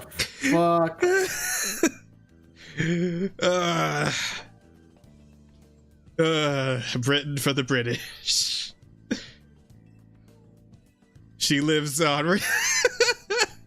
Jesus Christ. Yeah, she's never going to die. That is going to be the image of England taking the English taking the England back. I mean, we'll see how successful that is being, but at least that is going to be the face pasted everywhere. Yeah, it's there's listen, some of the art. Wait, what? That's okay. Watch out before you scroll down. That might be AI. Yeah. No. Watch out before you scroll down, because you know that. Oh, gotta be careful. You know, because that AI. You scroll down a little, and then you scroll up real fast. Yeah. Only traders help. Traders help. Hey, yeah. Fair enough, actually. That's my favorite. I love this one. Wake the fuck up, governor. We got on England to side. That one's absolutely a title. Wake the fuck up, governor. That one's a good one. You gotta put an asterisk though. We can't put fuck in the title list. You censor it. So. Okay.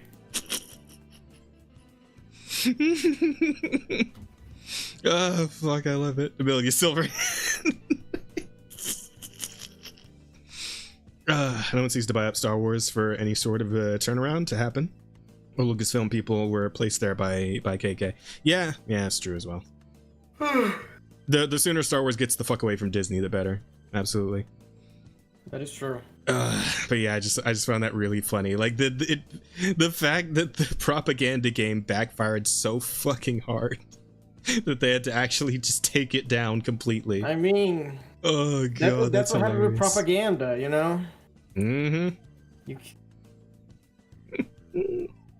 Okay, well that one's a Okay, bit. all right. That's a bit Yeah. much. That's a bit much. Chill. You know, I don't know if you remember, but Britain fought against The Nazis, they did indeed. Yeah, there you jinxed it. Hang on, we're back. Son of a bitch. We're back. We're back. Can anyone see and hear us? We're back. We almost made it the whole fucking way without a drop. We came back though, and it didn't drop. Fuck, and then it started going, but we didn't lose the video. Okay. Or okay, good. how do I put that? We didn't it didn't split it up. Okay. We're still going with the same broadcast. Nice. Okay, that's good. Awesome. But yeah, I was gonna say like the last one that I saw that was like the big fucking what the fuck with Keir Starmer was, I believe he was trying to roll back the law in Britain against first cousin marriage. So, Yeah. What? Yeah. Yep. That's real, Asta. That is real. Because his constituents, the primary constituents of England right now, want to marry their cousins. Oh my fucking god. Also, a certain ethnic group seems to be big into the idea. yeah, No big need. draw on their resources right now for their NHS are the children of people who married their cousins. Yeah. That is. Oh my god. I fucking hate white people. Wait, no. It's not Asta. white people, Asta. What do you mean? The fucking entirety of Britain is built on incest. What are you talking about? Asta, No, the constituents. it is not white people looking for this. The constituents we're referring to, Asta, are the immigrating Middle Easterners. Think more London. Yeah. Fucking all the kings that fucked all their siblings. Yes. Okay, yes, the royalty was like fucking weird, but that wasn't like the general outlook of Those are at least of the like British second people. cousins more often than not. At least for England. Yeah, no, this has everything to do with the immigrants in question. Okay. Yeah. Yeah. In that context. Okay. Yeah. Those immigrants of a particular religious bent. Yeah. But yeah, now the British people have Amelia to guide them towards a brighter future. Hopefully, we'll see how that goes. I hope she does. I'm hoping that the fucking the I'm sister of hoping battle. that by That's this great. time next year, Mhm. England can help us take Greenland. Hmm. No, Oh my god. that'd be pincer a, attack from both that'd- sides. that'd be a hell of a timeline, Bear. It really would. Yeah, It'll be good. It'll be good. So yeah, I thought that was pretty funny. It was a funny one to end off on. But yeah, with that, I Yeah. think I'm pretty much out of stories here, unless you guys have anything else you want to talk about. No. Let's go topics. We're running late for being. Yeah. To being It's done. fucking. Oh, true. All right. It's almost 4 a.m. Please let's. end it. Sorry, Asta. I know you Good. sleepies, big Um, sleepies. It's good. We started late. You're We only cute. have. Do we Oh, get any no, questions? We rolled over to today. Oh, Well, hang on. let's get titles going before we do any. Okay. I got a bunch of Uh, titles. Yeah. Let me put that in right now. So the poll. All right, you two, tell me what the good titles are, and I'll go ahead and put So we those got in. 7, but I think the first 2 are the same, and I think to go with Jazz's. She's a little more Yeah. succinct. Yeah. The J moment.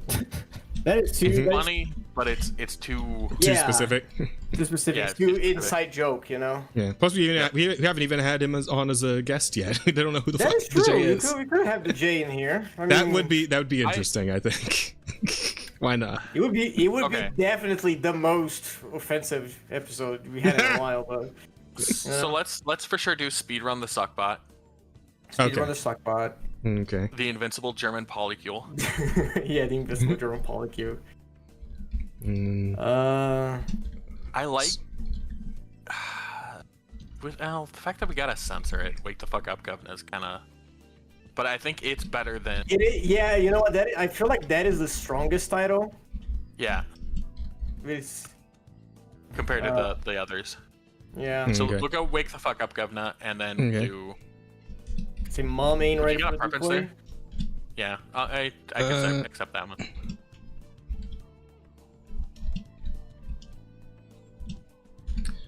Sorry, what was the last one? So I got speedrun, suckbot, invisible German polycool, wake the fuck up, gov. What was the last one? Mom ain't ready for the decoy disc. Oh, gotcha.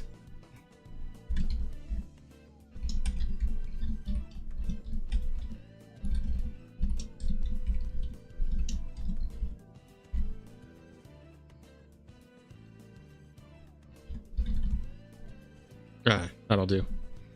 So we'll go ahead and start the poll. Chat, if you guys could vote. We got 60 on the YouTube side, 20 on Kick side. Well, 60 over here on YouTube where the vote is actually happening. So if like, I don't know, 3 you could vote at least, that'd be cool.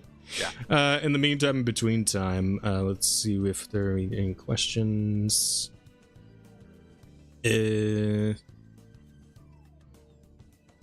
can't. How do I get things to like get out of the way? Oh, actually, I believe there are no questions here. Looks like. No questions today, chat?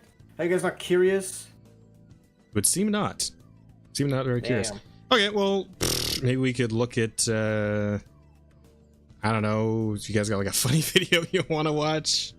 Anybody seen any funny videos lately? Or maybe, I don't know, new game trailers for shit that might look interesting. Any news on that front?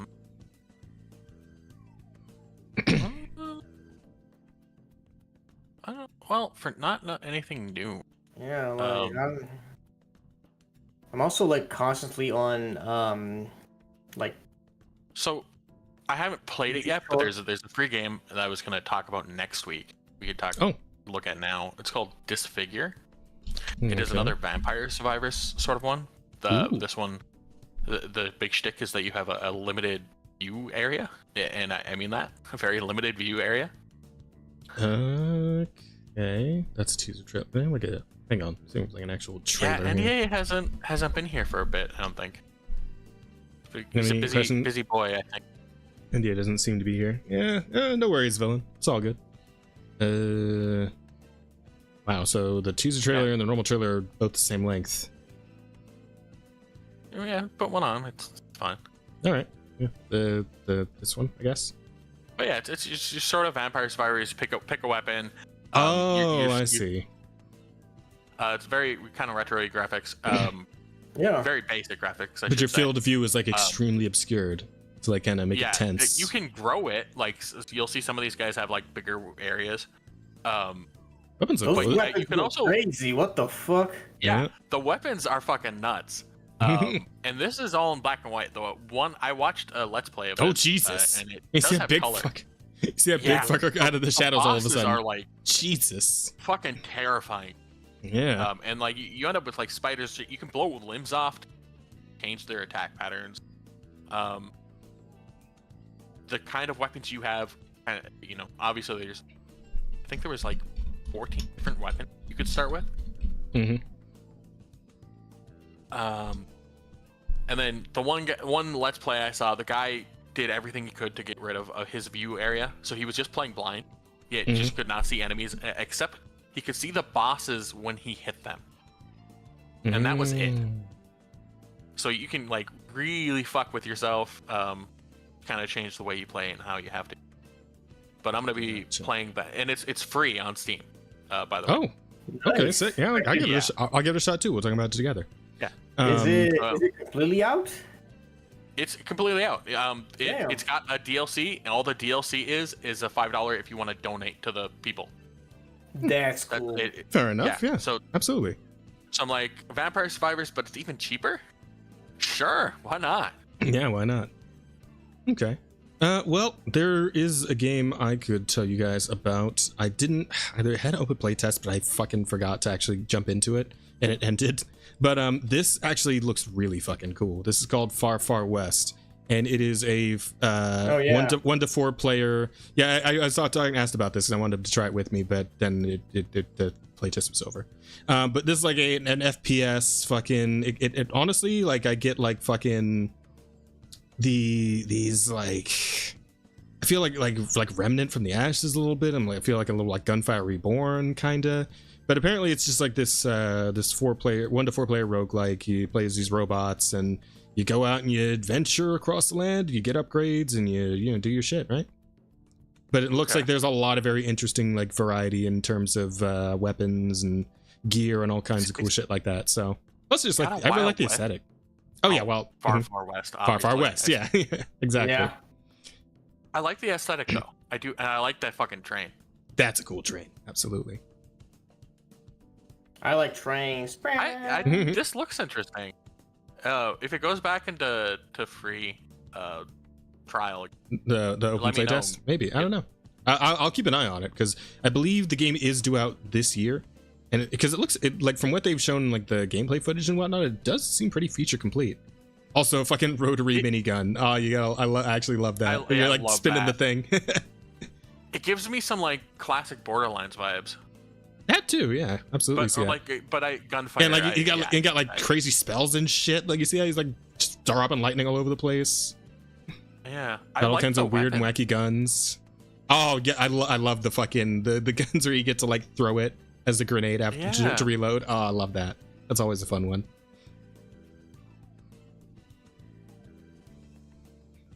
Okay, and so there's some did you see that shit? Yeah, you like threw the dynamite up to the other guy to catch it and throw it in there. That's sick. That's awesome. Yeah, so I really want to try this out with with you guys, honestly, if possible. But yeah, I at least want to get 4 people together for this. I say at least, but like that's the max number of players. I want to try this with 4 people because this looks like it'd be so much fun. Like I've been looking for like a replacement to that old like fucking Left 4 Dead feeling, right? And this feels like it could maybe be that. I mean, I don't know if the characters you play are gonna have that much personality. I don't know if they like the robots talk or anything, but for me the like the main point for like the Left 4 Dead stuff was like the teamwork objective doings. Like something that Gunfire doesn't really have going for it is it's really linear, kind of just going through to fight the boss.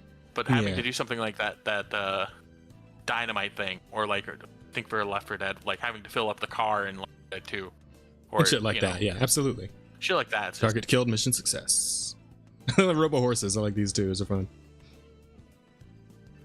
Yeah, it looks like it gets pretty wacky. Like whoever created this clearly had just like a lot of imagination to spend. Yeah. This is great. This looks great. It looks like it's a hell of a lot of fun. I can't wait to get my hands on it whenever it actually drops. So I will definitely be keeping an eye. I will let you guys know. Oh yeah, absolutely wishlist this. 100%. It does not have any date associated with it. Just 2026. Yeah. So I mean, hey, at least this year, right? Soon enough, I suppose. For early access. Yeah. So, I mean that's, but probably like a beta type deal, right? Where it's like it's still pretty much feature complete and it'll be worth. I'm gonna guess like a $30-$40 asking price is what I'm gonna guess for a game like this. If I had to guess, is that they probably have limited stages, and that'll be like what they end up doing most of the early access for. Maybe just like adding new weapons and stuff. Yeah, but at least that would be my guess. Because watching this, I don't know what they're missing, and it probably is just stage variety. Yeah, maybe like more villain types, boss fights. Just the actual. Because like in terms of like the actual like technical aspects here, it seems like they kind of got it all worked out at this point. So it'll just be content for the player to do, would be it. Yeah. I want the little trailer on. That guy's name is Alex. Sorry, I just noticed. And no, that's okay. You're okay. I understand. When I see my name, I get that same way. The little trailer on Steam, just watching the guy spew out like barf as a weapon. I don't know what kind of gun that is, but it definitely looks like barf on the ground. That's hilarious. Absolutely. Yeah, man. With games like this, you just gotta get creative with it. Just have fun with it. You love to see it when somebody actually does. Yeah. So I'd say definitely keep an eye on this one. Absolutely. But with that, I think we've probably eaten up enough time for the vote. So let's see what we got here. It's looking like Invincible German Polycule is tied with Mom Ain't Ready for the Decoy Disc. Yeah, really? Oh, come on, guys. We're four votes. Tied. One vote. Just one vote to break it. Come on. Come on, chat. Can one chatter who's still there and not like passed out or something just break that tie for us, please? Can My one guys. chatter remove their vote? Did both vote? Wait, what? You both vote too. Oh, No, I can't vote. Because last time I voted, I was scolded and we're like, "Eh, you're rigging the system." No, so I don't vote anymore. Tell you what. You can do it this time, Asta. Just don't tell us which one you chose. Okay. I'm gonna choose one that is not those and not change the outcome at all. Helping himself stay awake. Oh god. I say don't tell us which one you chose if we won't immediately know which one it was. You're not gonna see the result anyway, like fucking. Well, it looks like Invincible German Polycule is gonna take it this time. Let's so it is what it go. is. That's a good one though. I think it's a pretty strong one. Yeah. I like it. All right. Well, guys, everybody, we're gonna go ahead and call it a night. But before we do though, Asta, tell them about the art and where they can find it. Yeah, guys, look me up. It's King_Rosier. I am on Twitter, Pixiv, Newgrounds, Blue Sky, VGen, Patreon. Just make sure you are in adult because all of my art is not all of my art, but like I do have 18 plus, a lot of fucking titties and dicks. So yeah, be warned. Give me money. All right. But do you make dicks? You just combine them. Thing. With dicks with titties? You're talking about futos? Yeah, I'll do that shit. No. Dick. Oh, for God's sake. Addicted? Huh? No. Just please keep going. I'm very tired. No, you're saying good. Stupid shit. Let's call it a night. Anyway, but yeah, before we do though, you can also check me out tomorrow on my stream chat.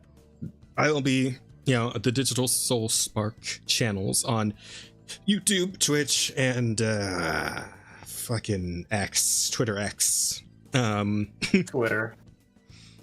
Yeah, I mean, it's got two names now, so I would try not to. For anyone who might get confused, who fucking knows at this point. But yeah. Anyway, I'll be on all three of those. Tomorrow I'm probably going to do some monster hunting in the afternoon, and then of course in the evening we got some fucking rivals to run. Asta, my boy here, will be here with me. Sumi will be there.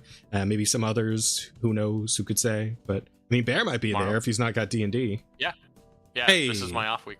Awesome. Bear will be there too. Let's go. So yeah, come and check us out there. Have some fun with us. We'll be running some games. But that all said and done, I suppose we can go ahead and wrap it up. So yeah, we will see you guys next week. We'll be back on Tuesday, same time.